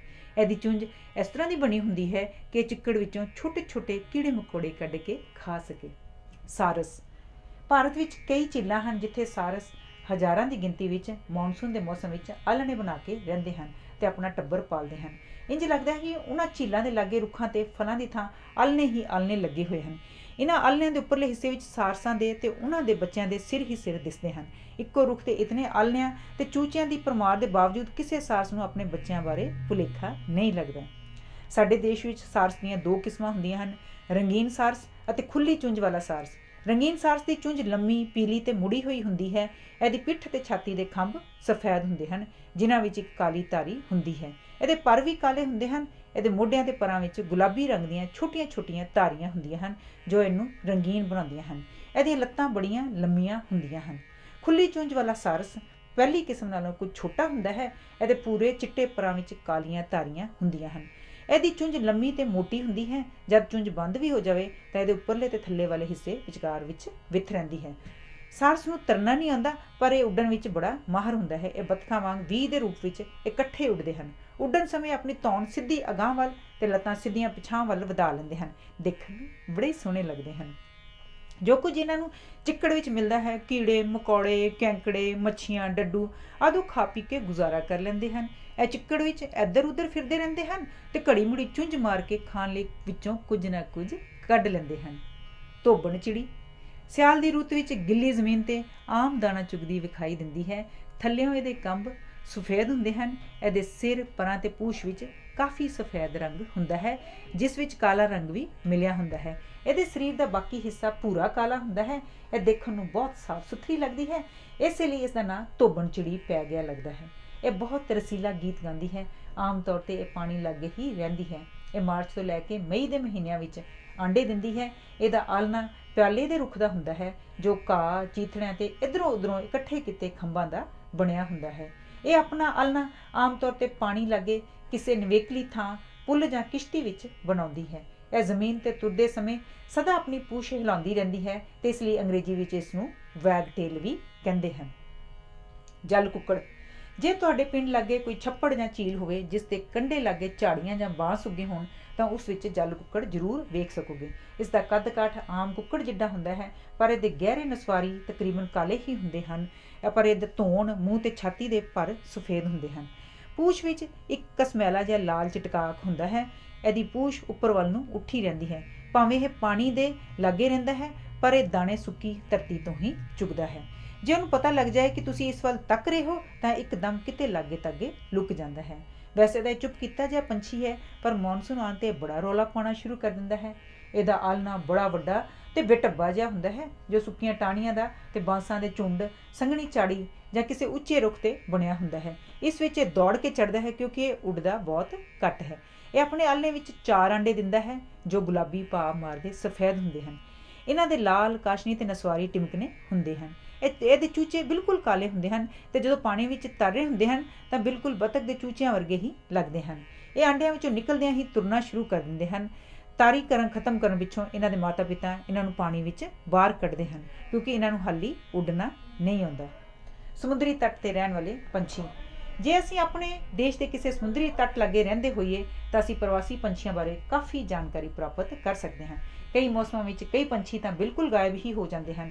ਇਹ ਮੌਸਮ ਮਈ ਦੇ ਮਹੀਨੇ ਤੋਂ ਸ਼ੁਰੂ ਹੁੰਦਾ ਹੈ, ਜਦ ਕਿ ਗਰਮੀ ਬਹੁਤ ਜ਼ਿਆਦਾ ਹੁੰਦੀ ਹੈ ਅਤੇ ਬਰਸਾਤਾਂ ਦੇ ਅੰਤ ਤੱਕ ਰਹਿੰਦਾ ਹੈ, ਜਦ ਸਮੁੰਦਰੀ ਛੱਲਾਂ ਦੀ ਗਰਜ ਤੋਂ ਬਿਨਾਂ ਜ਼ਮੀਨ ਤੇ ਅਸਮਾਨ ਵਿੱਚ ਕੁਝ ਵੀ ਸੁਣਾਈ ਨਹੀਂ ਦਿੰਦਾ ਅਤੇ ਤੂਫਾਨ ਪੱਛਮੀ ਘਾਟ 'ਤੇ ਉੱਗੇ ਹੋਏ ਨਾਰੀਅਲ ਦੇ ਰੁੱਖਾਂ ਨੂੰ ਚੁੱਕ ਕੇ ਮਾਰਦਾ ਹੈ। ਹੋ ਸਕਦਾ ਹੈ ਸਾਨੂੰ ਮੱਛੀਆਂ ਪਕੜਨ ਵਾਲਾ ਸਮੁੰਦਰੀ ਬਾਜ ਮੱਛੀਆਂ ਦੀ ਤਾੜ ਵਿੱਚ ਇੱਧਰ ਉੱਧਰ ਉੱਡ ਰਿਹਾ ਦਿਸੇ ਜਾਂ ਮਛਰਾਲਾ ਮੱਛੀਆਂ ਪਕੜਦਾ ਨਜ਼ਰ ਆ ਜਾਵੇ। ਇਹਨਾਂ ਤੋਂ ਇਲਾਵਾ ਸਮੁੰਦਰੀ ਤੱਟ 'ਤੇ ਹੋਰ ਕਿਸੇ ਪੰਛੀ ਦਾ ਨਾਂ ਨਿਸ਼ਾਨ ਵੀ ਨਹੀਂ ਦਿਸਦਾ। ਜਦ ਸਤੰਬਰ ਦੇ ਸ਼ੁਰੂ ਵਿੱਚ ਮੌਨਸੂਨ ਦਾ ਜ਼ੋਰ ਖਤਮ ਹੋ ਜਾਂਦਾ ਹੈ ਤਾਂ ਕਿਸਮ ਕਿਸਮ ਦੇ ਪੰਛੀਆਂ ਦੀ ਚਹਿਲ ਪਹਿਲ ਸ਼ੁਰੂ ਹੋ ਜਾਂਦੀ ਹੈ। ਉਹ ਵੱਡੇ ਵੱਡੇ ਝੁੰਡਾਂ ਦੇ ਰੂਪ ਵਿੱਚ ਵਿਦੇਸੀ ਯਾਤਰਾ ਤੋਂ ਮੁੜ ਆਉਣਾ ਸ਼ੁਰੂ ਕਰ ਦਿੰਦੇ ਹਨ। ਸਾਡੇ ਦੇਸ਼ ਵਿੱਚ ਪੰਛੀਆਂ ਬਾਰੇ ਇਤਨੀ ਦਿਲਚਸਪੀ ਨਹੀਂ ਲਈ ਜਾਂਦੀ, ਇਸ ਲਈ ਕਈ ਪੰਛੀਆਂ ਦੇ ਸਾਡੀ ਬੋਲੀ ਵਿੱਚ ਨਾਂ ਹੀ ਨਹੀਂ ਮਿਲਦੇ, ਸੋ ਸਾਨੂੰ ਉਹਨਾਂ ਦੇ ਪ੍ਰਚਲਿਤ ਅੰਗਰੇਜ਼ੀ ਨਾਂ ਹੀ ਵਰਤਣੇ ਪੈਂਦੇ ਹਨ। ਜਲਦੀ ਹੀ ਗਿੱਲੀ ਰੇਤ 'ਤੇ ਪਲੋਵਰ ਦੇ ਪੰਜਿਆਂ ਦੇ ਨਿਸ਼ਾਨ ਦਿਸਣ ਲੱਗ ਪੈਂਦੇ ਹਨ। ਉਹ ਰੇਤ 'ਤੇ ਇੱਧਰ ਉੱਧਰ ਭੱਜਦੇ ਨਜ਼ਰ ਆਉਂਦੇ ਹਨ ਅਤੇ ਗਿੱਲੀ ਰੇਤ ਵਿੱਚ ਹੀ ਨਾ ਕੇਵਲ ਆਪਣੀ ਚੁੰਝ ਬਲਕਿ ਧੌਣ ਤੱਕ ਵੀ ਕੀੜੇ ਮਕੌੜਿਆਂ ਦੀ ਭਾਲ ਵਿੱਚ ਖੁੱਭ ਜਾਂਦੇ ਹਨ। ਫਿਰ ਫਰਵਰੀ ਦੀਆਂ ਕਈ ਕਿਸਮਾਂ ਆ ਕੇ ਕੰਢੇ ਦੀ ਰੌਣਕ ਵਧਾਉਂਦੀਆਂ ਹਨ। ਕਰੀਲੀਓ ਦੀ ਪਤਲੀ ਤਿੱਖੀ ਆਵਾਜ਼ ਵੀ ਚਾਰੇ ਪਾਸਿਓਂ ਦੀ ਗੂੰਜ ਸੁਣਾਈ ਦਿੰਦੀ ਹੈ। ਕਈ ਕਿਸਮ ਦੇ ਪੰਛੀਆਂ ਦੀ ਇਹ ਰੌਣਕ ਅਪ੍ਰੈਲ ਤੱਕ ਰਹਿੰਦੀ ਹੈ। ਇਸ ਸਮੇਂ ਦੌਰਾਨ ਹਜ਼ਾਰਾਂ ਦੀ ਗਿਣਤੀ ਵਿੱਚ ਸੀ ਗਿਲਜ਼ ਆ ਕੇ ਬੰਦਰਗਾਹਾਂ ਅਤੇ ਕੰਢਿਆਂ 'ਤੇ ਸਥਿਤ ਪਿੰਡਾਂ ਵਿੱਚ ਰੌਣਕ ਲਾ ਦਿੰਦੀਆਂ ਹਨ। ਜਦ ਸਮੁੰਦਰ ਸ਼ਾਂਤ ਹੁੰਦਾ ਹੈ ਤਾਂ ਇਕੱਠੀਆਂ ਹੋ ਕੇ ਪਾਣੀ ਦੇ ਤਲ 'ਤੇ ਨਾਲ ਖੂਬ ਮੌਜ ਵਿੱਚ ਉਡਾਰੀ ਲਾਉਂਦੀਆਂ ਅਤੇ ਖੇਡਦੀਆਂ ਹਨ। ਇਹਨਾਂ ਦੀ ਗਿਣਤੀ ਇਤਨੀ ਹੁੰਦੀ ਹੈ ਕਿ ਸਮੁੰਦਰ ਦਾ ਤਲ ਹੀ ਸਫੇਦ ਦਿਖਾਈ ਦਿੰਦਾ ਹੈ। ਇਹ ਬੰਦਰਗਾਹਾਂ ਤੋਂ ਸਮੁੰਦਰ ਵਿੱਚ ਸੁੱਟੇ ਗੰਦ ਨੂੰ ਖਾਂਦੀਆਂ ਹਨ। ਅਪ੍ਰੈਲ ਦੇ ਸ਼ੁਰੂ ਵਿੱਚ ਉੱਥੇ ਕਾਂ ਵੀ ਆਉਣੇ ਸ਼ੁਰੂ ਹੋ ਜਾਂਦੇ ਹਨ ਅਤੇ ਹੌਲੀ ਹੌਲੀ ਕਾਵਾਂ ਦੀ ਗਿਣਤੀ ਵੱਧਦੀ ਜਾਂਦੀ ਹੈ ਅਤੇ ਸੀਗਿਲਜ਼ ਦੀ ਗਿਣਤੀ ਘਟਦੀ ਜਾਂਦੀ ਹੈ। ਮਹੀਨੇ ਦੇ ਅੰਤ ਤੱਕ ਸੀਗਿਲਜ਼ ਦਾ ਆਖਰੀ ਟੋਲਾ ਆਪਣੇ ਲੰਮੇ ਸਮੁੰਦਰੀ ਸਫ਼ਰ 'ਤੇ ਤੁਰ ਪੈਂਦਾ ਹੈ। ਇਸੇ ਤਰ੍ਹਾਂ ਟੁੱਟਵਰੀ ਵੀ ਹੌਲੀ ਹੌਲੀ ਅਲੋਪ ਹੋ ਜਾਂਦੀ ਹੈ ਅਤੇ ਨਾਲ ਹੀ ਪਲੋਵਰ ਵੀ। ਕੇਵਲ ਸਮੁੰਦਰੀ ਬਾਜ਼ ਅਤੇ ਮਛਰਾਲਾ ਹੀ ਪਿੱਛੇ ਰਹਿ ਜਾਂਦੇ ਹਨ, ਜੋ ਮੱਛੀਆਂ ਦਾ ਸ਼ਿਕਾਰ ਕਰਨ ਵਿੱਚ ਮਸਤ ਹੁੰਦੇ ਹਨ। ਸਫੇਦ ਛਾਤੀ ਵਾਲਾ ਸਮੁੰਦਰੀ ਬਾਜ਼ ਇੱਕ ਬਹੁਤ ਹੀ ਸੁੰਦਰ ਅਤੇ ਪ੍ਰਭਾਵਕ ਸਮੁੰਦਰੀ ਪੰਛੀ ਹੈ। ਇਹਦੇ ਵਿੱਚ ਸ਼ਾਹਬਾਜ਼ ਦਾ ਰੋਹਬਦਾਬ ਅਤੇ ਸੀਗਿਲ ਦੀ ਨਜ਼ਾਕਤ ਹੁੰਦੀ ਹੈ। ਇਹ ਉੱਡਣ ਸਮੇਂ ਹੇਠੋਂ ਬਿਲਕੁਲ ਸਫੇਦ ਰੰਗ ਦੀ ਦਿਸਦੀ ਹੈ। ਇਹਦਾ ਸਿਰ ਅਤੇ ਧੌਣ ਛਾਤੀ ਵਾਂਗ ਸਫੇਦ ਹੁੰਦੇ ਹਨ, ਪਰ ਬਾਕੀ ਦਾ ਹਿੱਸਾ ਗਹਿਰਾ ਨਸਵਾਰੀ ਹੁੰਦਾ ਹੈ। ਇਹਦੇ ਪਰ ਸਿਰਿਆਂ ਤੋਂ ਕਾਲੇ ਹੁੰਦੇ ਹਨ। ਇਹ ਕੇਵਲ ਆਪਣੀ ਸੁੰਦਰਤਾ ਅਤੇ ਰੋਹਬਦਾਬ ਤੋਂ ਹੀ ਨਹੀਂ ਪਛਾਣਿਆ ਜਾਂਦਾ, ਬਲਕਿ ਇਹਦੀ ਉਡਾਣ ਵੀ ਨਿਰਾਲੇ ਕਿਸਮ ਦੀ ਹੁੰਦੀ ਹੈ। ਇਹ ਆਪਣੇ ਪੰਜੇ ਉੱਚੇ ਚੁੱਕ ਕੇ ਉੱਡਦਾ ਹੈ ਅਤੇ ਉੱਡਦੇ ਸਮੇਂ ਇਹਦੇ ਪਰਾਂ ਦੀ ਸ਼ਕਲ ਅੰਗਰੇਜ਼ੀ ਅੱਖਰ ਵਰਗੀ ਬਣ ਜਾਂਦੀ ਹੈ। ਇਹ ਸਮੁੰਦਰ ਤੋਂ ਬਹੁਤੀ ਦੂਰ ਨਹੀਂ ਜਾਂਦਾ ਕਿਉਂਕਿ ਸਮੁੰਦਰ ਤੋਂ ਹੀ ਇਹ ਆਪਣੀ ਖੁਰਾਕ ਪ੍ਰਾਪਤ ਕਰਦਾ ਹੈ। ਇਹ ਨਾ ਕੇਵਲ ਮੱਛੀਆਂ ਹੀ ਖਾਂਦਾ ਹੈ, ਬਲਕਿ ਸਮੁੰਦਰੀ ਸੱਪ ਵੀ ਖਾਂਦਾ ਹੈ, ਜੋ ਇਹਨੂੰ ਬਹੁਤ ਹੀ ਸਵਾਦ ਲੱਗਦੇ ਹਨ। ਇਹ ਸੱਪ ਸਮੁੰਦਰ ਦੇ ਕੰਢੇ ਲਾਗੇ ਪਾਣੀ ਵਿੱਚ ਆਮ ਤਰਦੇ ਵਿਖਾਈ ਦਿੰਦੇ ਹਨ। ਇਹ ਪੱਛਮੀ ਘਾਟ ਦੇ ਨਾਲ ਉੱਗੇ ਹੋਏ ਉੱਚੇ ਉੱਚੇ ਰੁੱਖਾਂ ਦੀਆਂ ਟਾਹਣੀਆਂ ਵਿੱਚ ਆਪਣਾ ਆਲ੍ਹਣਾ ਬਣਾ ਲੈਂਦੇ ਹਨ। ਇਹ ਉਸ ਰੁੱਖ ਨੂੰ ਘੱਟ ਹੀ ਛੱਡਦੇ ਹਨ। ਹਰ ਸਾਲ ਇਹਨਾਂ ਦਾ ਜੋੜਾ ਉਸ ਪਿਛਲੇ ਸਾਲ ਵਾਲੇ ਰੁੱਖ 'ਤੇ ਹੀ ਆਲ੍ਹਣਾ ਬਣਾਉਂਦਾ ਹੈ। ਇਹ ਇੱਕ ਮੌਸਮ ਵਿੱਚ ਇੱਕੋ ਆਂਡਾ ਦਿੰਦਾ ਹੈ। ਜਦ ਚੂਜਾ ਨਿਕਲ ਕੇ ਵੱਡਾ ਹੋ ਜਾਂਦਾ ਹੈ ਤਾਂ ਆਪਣਾ ਆਜ਼ਾਦ ਜੀਵਨ ਬਿਤਾਉਣ ਲੱਗ ਪੈਂਦਾ ਹੈ। ਤਾਂ ਵੀ ਇਹਦਾ ਜੋੜਾ ਇਕੱਠਾ ਕਰਦਾ ਰਹਿੰਦਾ ਹੈ ਅਤੇ ਹਵਾ ਵਿੱਚ ਖੂਬ ਇਕੱਠਾ ਉਡਾਰੀਆਂ ਮਾਰਦਾ ਅਤੇ ਆਨੰਦ ਲੈਂਦਾ ਹੈ। ਛੱਲੇਦਾਰ ਪੂਛ ਵਾਲਾ ਸਮੁੰਦਰੀ ਬਾਜ਼। ਇਹ ਸਮੁੰਦਰੀ ਕੰਢੇ ਤੇ ਨਹੀਂ ਰਹਿੰਦਾ, ਬਲਕਿ ਉੱਤਰੀ ਭਾਰਤ ਦੇ ਮੈਦਾਨੀ ਇਲਾਕਿਆਂ ਵਿੱਚ ਝੀਲਾਂ ਲਾਗੇ ਰਹਿੰਦਾ ਹੈ। ਇਹ ਸਫੇਦ ਛਾਤੀ ਵਾਲੇ ਸਮੁੰਦਰੀ ਬਾਜ਼ ਵਾਂਗ ਸੁੰਦਰ ਨਹੀਂ ਹੁੰਦਾ, ਇਹ ਉਸ ਤੋਂ ਤਕੜਾ ਪਰ ਸਧਾਰਨ ਸ਼ਕਲ ਦਾ ਹੁੰਦਾ ਹੈ। ਇਹਦਾ ਸਿਰ ਪੀਲਾ ਸੁਨਹਿਰੀ ਤੇ ਬਾਕੀ ਦਾ ਹਿੱਸਾ ਨਸਵਾਰੀ ਹੁੰਦਾ ਹੈ ਤੇ ਪੂਛ ਵਿੱਚ ਇੱਕ ਸਫੈਦ ਛੱਲੇਦਾਰ ਧਾਰੀ ਹੁੰਦੀ ਹੈ। ਇਹਨੂੰ ਦੂਜਿਆਂ ਦਾ ਪਕੜਿਆ ਸ਼ਿਕਾਰ ਚੋਰੀ ਕਰਨ ਦੀ ਆਦਤ ਹੈ। ਇਹ ਸ਼ਿਕਾਰੀ ਦੀ ਬੰਦੂਕ ਨਾਲ ਜ਼ਖਮੀ ਹੋਈ ਬਤਖ ਨੂੰ ਸ਼ਿਕਾਰੀ ਦੀ ਅੱਖ ਤੋਂ ਬਚਾ ਕੇ ਚੁਰਾ ਕੇ ਲੈ ਜਾਂਦਾ ਹੈ। ਦਲਦਲੀ ਇਲਾਕਿਆਂ ਵਿੱਚ ਇਹ ਸਮੁੰਦਰੀ ਬਾਜ਼ ਨੂੰ ਇੰਨਾ ਤੰਗ ਕਰਦਾ ਹੈ ਕਿ ਉਹ ਆਪਣਾ ਪਕੜਿਆ ਹੋਇਆ ਸ਼ਿਕਾਰ ਇਹਦੇ ਹਵਾਲੇ ਕਰਨ ਤੇ ਮਜਬੂਰ ਹੋ ਜਾਂਦਾ ਹੈ। ਇਹ ਨਵੰਬਰ ਅਤੇ ਮਾਰਚ ਦੇ ਦਰਮਿਆਨੀ ਮਹੀਨਿਆਂ ਵਿੱਚ ਬੱਚੇ ਦਿੰਦਾ ਹੈ। ਇਹ ਪਾਣੀ ਦੇ ਲਾਗੇ ਕਿਸੇ ਉੱਚੇ ਸਾਰੇ ਰੁੱਖ ਤੇ ਆਲ੍ਹਣਾ ਬਣਾ ਕੇ ਉਸ ਵਿੱਚ 3 ਸਫੇਦ ਅੰਡੇ ਦਿੰਦਾ ਹੈ। ਚਟਾਨੀ ਬਗਲਾ ਇਹ ਕਿਸੇ ਇੱਕ ਖਾਸ ਰੰਗ ਦਾ ਨਹੀਂ ਹੁੰਦਾ, ਇਸ ਦੇ ਜਾਤ ਦੇ ਹਰ ਪੰਛੀ ਦਾ ਰੰਗ ਵੱਖਰਾ ਹੀ ਹੁੰਦਾ ਹੈ। ਕਈ ਕਸਮੈਲੇ, ਕਈ ਹਲਕੇ ਸਲੇਟੀ, ਕਈ ਸਫੇਦ ਤੇ ਕਈ ਅੱਧ ਪਚੱਦੇ ਸਫੇਦ ਅਤੇ ਅੱਧ ਪਚੱਦੇ ਕਸਮੈਲੇ। ਇਹਨਾਂ ਦੇ ਵੱਖਰੇ ਵੱਖਰੇ ਰੰਗ ਦਾ ਸੰਬੰਧ ਉਹਨਾਂ ਦੀ ਉਮਰ ਜਾਂ ਆਂਡੇ ਦੇਣ ਦੇ ਸਮੇਂ ਨਾਲ ਨਹੀਂ ਹੁੰਦਾ। ਇਸ ਲਈ ਇਸ ਕਿਸਮ ਦੇ ਬਗਲੇ ਇਹਦੇ ਕਈ ਰੰਗਾਂ ਕਰਕੇ ਪਛਾਣਨਾ ਔਖਾ ਹੋ ਜਾਂਦਾ ਹੈ। ਇਹਦੀ ਸ਼ਕਲ ਗਾਂ ਬਗਲੇ ਨਾਲ ਇਤਨੀ ਮਿਲਦੀ ਜੁਲਦੀ ਹੈ ਕਿ ਇੱਕ ਸਧਾਰਨ ਆਦਮੀ ਨੂੰ ਭੁਲੇਖਾ ਲੱਗ ਸਕਦਾ ਹੈ ਕਿ ਇਹ ਗਾਂ ਬਗਲਾ ਹੀ ਹੈ, ਪਰ ਅਸਲ ਵਿੱਚ ਇਹਦੀ ਧੌਣ ਗਾਂ ਬਗਲੇ ਦੀ ਧੌਣ ਕੋਲੋਂ ਪਤਲੀ ਹੁੰਦੀ ਹੈ ਤੇ ਇਹਦੀਆਂ ਲੱਤਾਂ ਕਾਲੀਆਂ ਨਹੀਂ ਬਲਕਿ ਪੀਲੀਆਂ ਹੁੰਦੀਆਂ ਹਨ। ਇਹਨਾਂ ਦੋਹਾਂ ਨਿਸ਼ਾਨੀਆਂ ਤੋਂ ਹੀ ਭੁਲੇਖਾ ਦੂਰ ਹੋ ਸਕਦਾ ਹੈ। ਇਹਨਾਂ ਦੋਹਾਂ ਵਿੱਚ ਇੱਕ ਹੋਰ ਫਰਕ ਇਹ ਹੈ ਕਿ ਗਾਂ ਬਗਲਾ ਤਾਜ਼ੇ ਪਾਣੀ ਵਿੱਚੋਂ, ਪਰ ਚਟਾਨੀ ਬਗਲਾ ਖਾਰੇ ਪਾਣੀ ਦੇ ਚਿੱਕੜ ਵਿੱਚੋਂ ਮੱਛੀਆਂ ਪਕੜਨੀਆਂ ਪਸੰਦ ਕਰਦਾ ਹੈ। ਚਟਾਨੀ ਬਗਲਾ ਸਮੁੰਦਰੀ ਕੰਢੇ ਤੋਂ ਕਦੀ ਦੂਰ ਨਹੀਂ ਜਾਂਦਾ। ਇਹਦੀ ਮਾਦਾ ਆਪਣੇ ਆਂਡੇ ਮਾਰਚ ਅਤੇ ਜੁਲਾਈ ਦੇ ਦਰਮਿਆਨੀ ਮਹੀਨਿਆਂ ਵਿੱਚ ਦਿੰਦੀ ਹੈ। ਇਸ ਸਮੇਂ ਇਹਦੇ ਸਿਰ ਤੇ 2 ਛੋਟੇ ਛੋਟੇ ਪਰਾਂ ਦੀ ਇੱਕ ਕਲਗੀ ਜਿਹੀ ਉਗਾਉਂਦੀ ਹੈ ਜੋ ਪਿਛਾਂਹ ਵੱਲ ਨੂੰ ਮੁੜੀ ਹੁੰਦੀ ਹੈ। ਇਹ ਆਪਣਾ ਆਲ੍ਹਣਾ ਬਾਕੀ ਚਟਾਨੀ ਬਗਲਿਆਂ ਨਾਲ ਮਿਲ ਕੇ ਖਾਰੇ ਪਾਣੀ ਲਾਗੇ ਉੱਗੇ ਰੁੱਖਾਂ ਤੇ ਬਣਾਉਂਦਾ ਹੈ, ਜੋ ਟਾਹਣੀਆਂ ਦੇ ਬਣੇ ਇੱਕ ਥੜੇ ਵਾਂਗ ਹੁੰਦਾ ਹੈ। ਇਹਦੇ ਆਂਡੇ, ਜੋ ਗਿਣਤੀ ਵਿੱਚ 3 ਜਾਂ 4 ਹੁੰਦੇ ਹਨ, ਹਲਕੇ ਜ਼ਹਿਰ ਮੋਰੇ ਰੰਗ ਦੇ ਹੁੰਦੇ ਹਨ। ਕਰਲੀਓ ਇਹਦੀ ਚੁੰਝ ਲੰਮੀ ਪਰ ਮੁੜੀ ਹੋਈ ਹੁੰਦੀ ਹੈ, ਇਸੇ ਕਰਕੇ ਇਹਦਾ ਨਾਂ ਕਰਲੀਓ ਰੱਖਿਆ ਗਿਆ ਹੈ, ਜਿਸ ਦਾ ਭਾਵ ਹੈ ਮੁੜੀ ਹੋਈ ਚੁੰਝ ਵਾਲਾ। ਇਹਦੀ ਮੁੜੀ ਹੋਈ ਚੁੰਝ ਤੋਂ ਸਿਵਾ ਇਹਦੇ ਕੋਲ ਐਸੀ ਕੋਈ ਖਾਸ ਗੱਲ ਨਹੀਂ ਜਿਹੜੀ ਸਾਨੂੰ ਦਿਲਚਸਪ ਲੱਗੇ। ਇਹਦਾ ਕੱਦ ਕੁੱਕੜ ਜਿੱਡਾ ਤੇ ਪਰਾਂ ਦਾ ਰੰਗ ਤਿੱਤਰ ਦੇ ਪਰਾਂ ਵਰਗਾ ਹੁੰਦਾ ਹੈ। ਇਹਦੀ ਆਵਾਜ਼ ਬੜੀ ਪਤਲੀ ਤੇ ਚੀਕਣੀ ਜਿਹੀ ਹੁੰਦੀ ਹੈ। ਕਰਲੀਓ ਨਿਰਾ ਸਮੁੰਦਰ ਲਾਗੇ ਹੀ ਨਹੀਂ ਰਹਿੰਦਾ, ਬਲਕਿ ਝੀਲਾਂ, ਛੱਪੜਾਂ, ਨਦੀਆਂ ਤੇ ਛੰਬਾਂ ਦੇ ਕੰਢਿਆਂ ਲਾਗੇ ਵੀ ਰਹਿਣਾ ਪਸੰਦ ਕਰਦਾ ਹੈ। ਪਰ ਆਮ ਤੌਰ 'ਤੇ ਸਾਡੇ ਮਨ ਵਿੱਚ ਇਹਦਾ ਸੰਬੰਧ ਸਮੁੰਦਰ ਨਾਲ ਵੀ ਹੈ ਤੇ ਇਹਦੀ ਆਵਾਜ਼ ਸਾਡੇ ਮਨ ਵਿੱਚ ਸਮੁੰਦਰੀ ਕੰਢਿਆਂ ਅਤੇ ਛੱਲਾਂ ਦੀ ਆਵਾਜ਼ ਨਾਲ ਸੰਬੰਧ ਰੱਖਦੀ ਹੈ। ਜਦ ਸਮੁੰਦਰ ਦਾ ਪਾਣੀ ਉਤਰਦਾ ਹੈ ਤਾਂ ਉਹ ਰੇਤਲੇ ਕੰਢੇ 'ਤੇ ਪਏ ਕਈ ਕਿਸਮ ਦੇ ਛੋਟੇ-ਮੋਟੇ ਜੀਵ ਪਿਛਾਂਹ ਛੱਡ ਜਾਂਦਾ ਹੈ। ਕਰਲੀਓ ਇੱਕਦਮ ਉੱਥੇ ਆ ਪਹੁੰਚਦਾ ਹੈ ਤੇ ਆਪਣੀ ਲੰਮੀ ਚੁੰਝ ਨਾਲ ਰੇਤ ਵਿੱਚ ਲੁਕੇ ਜੀਵਾਂ ਨੂੰ ਚੁਣ-ਚੁਣ ਕੇ ਖਾਂਦਾ ਹੈ। ਸਰਦੀਆਂ ਦੀ ਸਾਰੀ ਰੁੱਤ ਸਮੁੰਦਰੀ ਕੰਢੇ 'ਤੇ ਚਹਿਲ-ਪਹਿਲ ਲਾ ਕੇ ਇਹ ਮਈ ਦੇ ਮਹੀਨੇ ਵਿੱਚ ਉੱਤਰੀ ਯੂਰਪ ਵੱਲ ਪ੍ਰਵਾਸ ਕਰ ਜਾਂਦਾ ਹੈ। ਇਹ ਆਂਡੇ ਦਲਦਲੀ ਜਾਂ ਝਾੜੀਦਾਰ ਧਰਤੀ ਵਿੱਚ ਕਿਸੇ ਬਣਾਏ ਹੋਏ ਟੋਏ ਵਿੱਚ ਦਿੰਦਾ ਹੈ। ਇਹਦੇ ਆਂਡੇ ਹਲਕੇ ਰੰਗ ਦੇ ਹਰੇ ਹੁੰਦੇ ਹਨ ਤੇ ਉਹਨਾਂ 'ਤੇ ਸੰਘਣੇ ਟਿਮਕਣੇ ਹੁੰਦੇ ਹਨ। ਸੀਗਲ ਸਮੁੰਦਰ ਦੇ ਕੰਢੇ 'ਤੇ 2 ਪੰਛੀ ਆਮ ਪਾਏ ਜਾਂਦੇ ਹਨ, ਇੱਕ ਨੂੰ ਸੀਗਲ ਤੇ ਦੂਸਰੇ ਨੂੰ ਟੈਰਨ ਕਹਿੰਦੇ ਹਨ। ਜਦ ਬੰਦਰਗਾਹ ਤੋਂ ਜਹਾਜ਼ ਆਪਣੇ ਸਫ਼ਰ 'ਤੇ ਤੁਰਦਾ ਹੈ ਤਾਂ ਸੀਗਲਸ ਇਹਦੇ ਪਿੱਛੇ ਜਾਂਦੀਆਂ ਹਨ ਤੇ ਜੋ ਜੂਠ ਜਾਂ ਭੋਜਨ ਦੀ ਰਹਿੰਦ ਖੂੰਹਦ ਜਹਾਜ਼ ਵਿੱਚੋਂ ਬਾਹਰ ਸੁੱਟੀ ਜਾਂਦੀ ਹੈ ਉਸ ਨੂੰ ਖਾ ਕੇ ਗੁਜ਼ਾਰਾ ਕਰਦੀਆਂ ਹਨ। ਜਦ ਸਮੁੰਦਰ ਸ਼ਾਂਤ ਹੋਵੇ ਤਾਂ ਇਹ ਲਹਿਰਾਂ 'ਤੇ ਬੈਠ ਜਾਂਦੀਆਂ ਹਨ ਤੇ ਲਹਿਰਾਂ ਦੇ ਉਤਰਾਅ ਚੜ੍ਹਾਅ ਨਾਲ ਹੀ ਪੀਂਗ ਵਾਂਗ ਹੁਲਾਰੇ ਲੈਂਦੀਆਂ ਹਨ। ਇਹਨਾਂ ਦਾ ਬੁਨਿਆਦੀ ਰੰਗ ਹਲਕਾ ਜਿਹਾ ਸਲੇਟੀ ਹੁੰਦਾ ਹੈ, ਜਿਸ ਉੱਪਰ ਵੱਖ-ਵੱਖ ਕਿਸਮਾਂ ਦੀਆਂ ਗਲਜ਼ ਤੇ ਨਿਸ਼ਾਨੀਆਂ ਹੁੰਦੀਆਂ ਹਨ। ਕਾਲੇ ਸਿਰ ਵਾਲੀ ਗਲ ਦਾ ਸਿਰਾ ਕਾਲਾ, ਚੁੰਝ ਤੇ ਲੱਤਾਂ ਗੂੜ੍ਹੀਆਂ ਲਾਲ ਹੁੰਦੀਆਂ ਹਨ। ਨਸਵਾਰੀ ਸਿਰ ਵਾਲੀ ਗਿੱਲ ਦਾ ਸਿਰ ਨਸਵਾਰੀ ਹੁੰਦਾ ਹੈ। ਜਵਾਨ ਗਲਜ਼ ਆਪਣੀਆਂ ਪਿੱਠ ਅਤੇ ਸਿਰ ਦੀਆਂ ਵੱਡੀਆਂ ਗਲਜ਼ ਕੋਲੋਂ ਨਸਵਾਰੀ ਰੰਗ ਜ਼ਿਆਦਾ ਹੁੰਦਾ ਹੈ। ਇਹਨਾਂ ਦੀਆਂ ਬਹੁਤ ਸਾਰੀਆਂ ਕਿਸਮਾਂ ਪ੍ਰਵਾਸੀ ਹੁੰਦੀਆਂ ਹਨ। ਇਹ ਸਾਡੇ ਦੇਸ਼ ਦੇ ਕੰਢਿਆਂ ਦੇ ਸਤੰਬਰ ਦੇ ਮਹੀਨੇ ਵਿੱਚ ਆਉਂਦੀਆਂ ਹਨ ਤੇ ਇੱਥੋਂ ਅਪ੍ਰੈਲ ਵਿੱਚ ਚਲੀਆਂ ਜਾਂਦੀਆਂ ਹਨ। ਇਹ ਤਿੱਬਤ ਤੇ ਯੂਰਪ ਵਿੱਚ ਜਾ ਆਪਣੇ ਆਲ੍ਹਣੇ ਬਣਾਉਂਦੀਆਂ ਹਨ, ਜਿਨ੍ਹਾਂ ਵਿੱਚ ਇਹ ਆਪਣਾ ਟੱਬਰ ਪਾਲਦੀਆਂ ਹਨ। ਟੈਰਨ ਸੀਗਲ ਤੇ ਟੈਰਨ ਸ਼ਕਲ ਸੂਰਤ ਵਿੱਚ ਆਪਸ ਵਿੱਚ ਮਿਲਦੀਆਂ ਜੁਲਦੀਆਂ ਹਨ, ਇਸ ਲਈ ਕੋਈ ਅਨਾੜੀ ਇਹ ਨਹੀਂ ਸਿਆਣ ਸਕਦਾ ਕਿ ਟੈਰਨ ਕਿਹੜੀ ਹੈ ਤੇ ਸੀਗਲ ਕਿਹੜੀ ਹੈ। ਅਸਲ ਵਿੱਚ ਇੱਕ ਤਾਂ ਟੈਰਨ ਨਾਲੋਂ ਸੀਗਲ ਕੁਝ ਵੱਡੀ ਤੇ ਮੋਟੀ ਹੁੰਦੀ ਹੈ, ਦੂਜੇ ਟੈਰਨ ਨਾਲ ਸੀਗਲ ਦੇ ਪਰਾਂ ਕੋਲੋਂ ਕੁਝ ਲੰਮੇ ਹੁੰਦੇ ਹਨ ਤੇ ਇਹਦੀ ਪੂਛ ਵਿਚਕਾਰੋਂ 2 ਫਾੜ ਹੁੰਦੀ ਹੈ। ਇਹ ਸਭ ਪੰਛੀਆਂ ਨਾਲੋਂ ਜ਼ਿਆਦਾ ਲੰਮੀ ਉਡਾਰੀ ਮਾਰ ਸਕਦੀ ਹੈ। ਉੱਤਰੀ ਧਰੁਵ ਵਿੱਚ ਰਹਿਣ ਵਾਲੀ ਟੈਰਨ ਆਪਣੇ ਜਨਮ ਸਥਾਨ ਤੋਂ ਉੱਡਦੀ ਹੋਈ ਹਰ ਸਾਲ ਦੱਖਣੀ ਧਰੁਵ ਤੱਕ, ਜੋ ਕਿ 13,000 ਮੀਲ ਦੇ ਲਗਭਗ ਫਾਸਲਾ ਹੈ, ਜਾਂਦੀਆਂ ਹਨ, ਫਿਰ ਵਾਪਸ ਮੁੜ ਆਉਂਦੀਆਂ ਹਨ। ਛੋਟੀਆਂ-ਛੋਟੀਆਂ ਮੱਛੀਆਂ ਇਹਦੀ ਖੁਰਾਕ ਹਨ, ਜੋ ਸਾਰਾ ਦਿਨ ਪਕੜਦੀ ਰਹਿੰਦੀ ਹੈ। ਕਈ ਵਾਰ ਇਹ ਮਾਛੀਆਂ ਦੀਆਂ ਕਿਸ਼ਤੀਆਂ ਨਾਲ ਬੰਦਰਗਾਹ ਤੱਕ ਆ ਜਾਂਦੀ ਹੈ ਤੇ ਜਦੋਂ ਛੋਟੀਆਂ-ਮੋਟੀਆਂ ਰੱਦੀਆਂ ਪਾਣੀ ਮੱਛੀ ਵਿੱਚ ਸੁੱਟ ਜਾਂਦੀਆਂ ਹਨ ਤਾਂ ਉਹਨਾਂ ਨੂੰ ਪਕੜ ਕੇ ਖਾ ਲੈਂਦੀ ਹੈ, ਕਿਉਂਕਿ ਇਸ ਕਿਸਮ ਦੀਆਂ ਮੱਛੀਆਂ ਨੂੰ ਪਕੜਨਾ ਬੜਾ ਸੌਖਾ ਹੈ। ਫਿਰ ਵੀ ਇਹ ਮੱਛੀਆਂ ਨੂੰ ਪਕੜਨ ਵਿੱਚ ਬੜੀ ਨਿਪੁੰਨ ਹੈ। ਇਹ ਉਚਾਈ ਤੋਂ ਹੀ ਇੱਕ ਚੁੱਭੀ ਮਾਰਨ ਵਾਲੇ ਮਨੁੱਖ ਵਾਂਗ ਸਿਰ ਪੰਨੇ ਹੇਠਾਂ ਕਰਕੇ ਐਸੀ ਹੁਸ਼ਿਆਰੀ ਨਾਲ ਚੁੱਭੀ ਮਾਰਦੀ ਹੈ कि जरा जिन्ना गिला नहीं हुंदा ते झपदे ही चांदी वांग लिश्क रही मक्खी फड़ लिआंदी है। ਇਹ ਸੀਗਲ ਵਾਂਗ ਲਹਿਰਾਂ 'ਤੇ ਬੈਠਾ ਹੂਟੇ ਲੈਣਾ ਪਸੰਦ ਨਹੀਂ ਕਰਦੀ। ਇਹਦਾ ਬੁਨਿਆਦੀ ਰੰਗ ਵੀ ਭੂਰਾ ਜਾਂ ਸਲੇਟੀ ਹੁੰਦਾ ਹੈ। ਦਰਿਆ ਲਾਗੇ ਰਹਿਣ ਵਾਲੀ ਟੈਰਨ ਦੇ ਸਿਰ ਦੇ ਖੰਭ ਆਂਡੇ ਦੇਣ ਸਮੇਂ ਕਾਲੇ ਰੰਗ ਵਿੱਚ ਬਦਲ ਜਾਂਦੇ ਹਨ ਅਤੇ ਇੰਝ ਲੱਗਦਾ ਹੈ ਕਿ ਇਹਨੇ ਸਿਰ 'ਤੇ ਕਾਲੇ ਰੰਗ ਦੀ ਟੋਪੀ ਪਾਈ ਹੋਈ ਹੈ।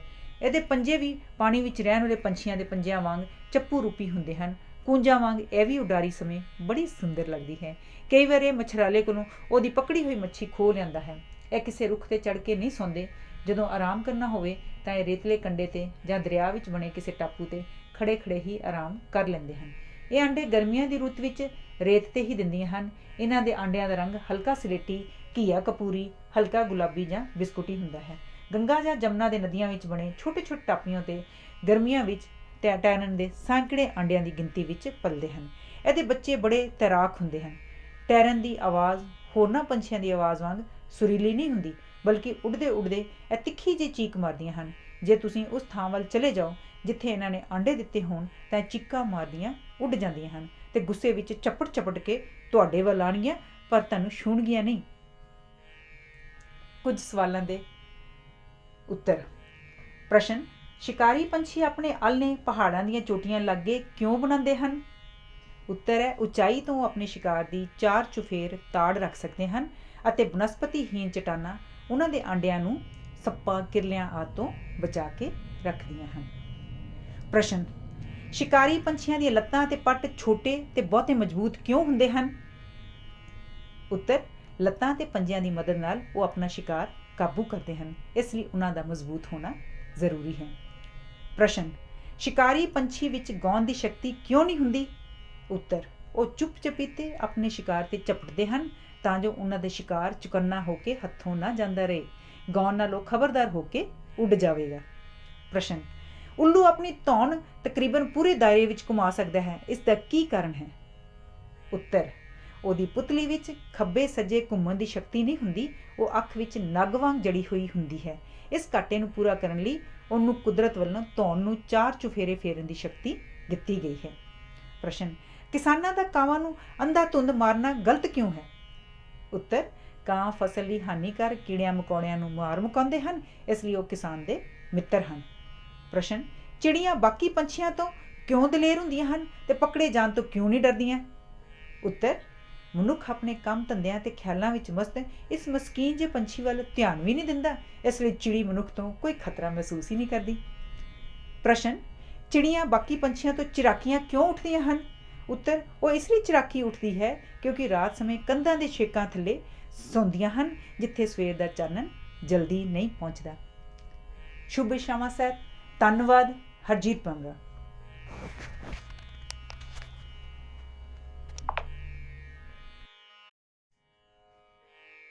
ਅੱਜ ਤੁਸੀਂ ਮੇਰੇ ਨਾਲ ਭਾਰਤ ਵਿੱਚ ਪਾਏ ਜਾਣ ਵਾਲੇ ਪੰਛੀਆਂ ਦੇ ਜੀਵਨ ਬਾਰੇ ਵਿਸਥਾਰਪੂਰਵਕ ਜਾਣਕਾਰੀ ਹਾਸਲ ਕੀਤੀ ਹੈ। ਮਨੁੱਖ ਬੜੀ ਲਾਪਰਵਾਹੀ ਨਾਲ, ਤੇਜ਼ੀ ਨਾਲ ਕੁਦਰਤੀ ਸਰੋਤਾਂ ਅਤੇ ਖੂਬਸੂਰਤੀ ਨੂੰ ਖਤਮ ਕਰਨ 'ਤੇ ਤੁਲਿਆ ਹੋਇਆ ਹੈ। ਆਓ ਅਸੀਂ ਸਾਰੇ ਮਿਲ ਕੇ ਪੰਛੀਆਂ ਦੇ ਇਸ ਖੂਬਸੂਰਤ ਜਹਾਨ ਨੂੰ ਅਤੇ ਖਿੜਿਆ ਅਤੇ ਵਸਦਾ ਵੇਖਣ ਲਈ ਹੰਭਲਾ ਮਾਰੀਏ। ਨਵੇਂ ਅਤੇ ਵਧੀਆ ਤਰੀਕੇ ਅਪਣਾ ਕੇ ਆਪਣੀ ਧਰਤੀ 'ਤੇ ਪੰਛੀਆਂ ਦੇ ਖੂਬਸੂਰਤ ਸੰਸਾਰ ਨੂੰ ਸਾਂਭ ਲਈਏ। ਜਾਂਦੇ ਜਾਂਦੇ ਸ਼ਿਵ ਦੀ ਕਵਿਤਾ ਦੀਆਂ ਕੁਝ ਸਤਰਾਂ ਪੇਸ਼ ਹਨ। ਜੀ ਚਾਹੇ ਮੈਂ ਪੰਛੀ ਹੋ ਜਾਵਾਂ, ਜੀ ਚਾਹੇ ਮੈਂ ਪੰਛੀ ਹੋ ਜਾਵਾਂ, ਉੱਡਦਾ ਜਾਵਾਂ, ਗਾਉਂਦਾ ਜਾਵਾਂ, ਅਣਛੂ ਸਿਖਰਾਂ ਨੂੰ ਛੂ ਪਾਵਾਂ, ਇਸ ਦੁਨੀਆ ਦੀਆਂ ਰਾਹਾਂ ਭੁੱਲ ਕੇ ਫਿਰ ਕਦੇ ਨਾ ਵਾਪਸ ਆਵਾਂ, ਇਸ ਦੁਨੀਆ ਦੀਆਂ ਰਾਹਾਂ ਭੁੱਲ ਕੇ ਫਿਰ ਕਦੇ ਨਾ ਵਾਪਸ ਆਵਾਂ। ਧੰਨਵਾਦ।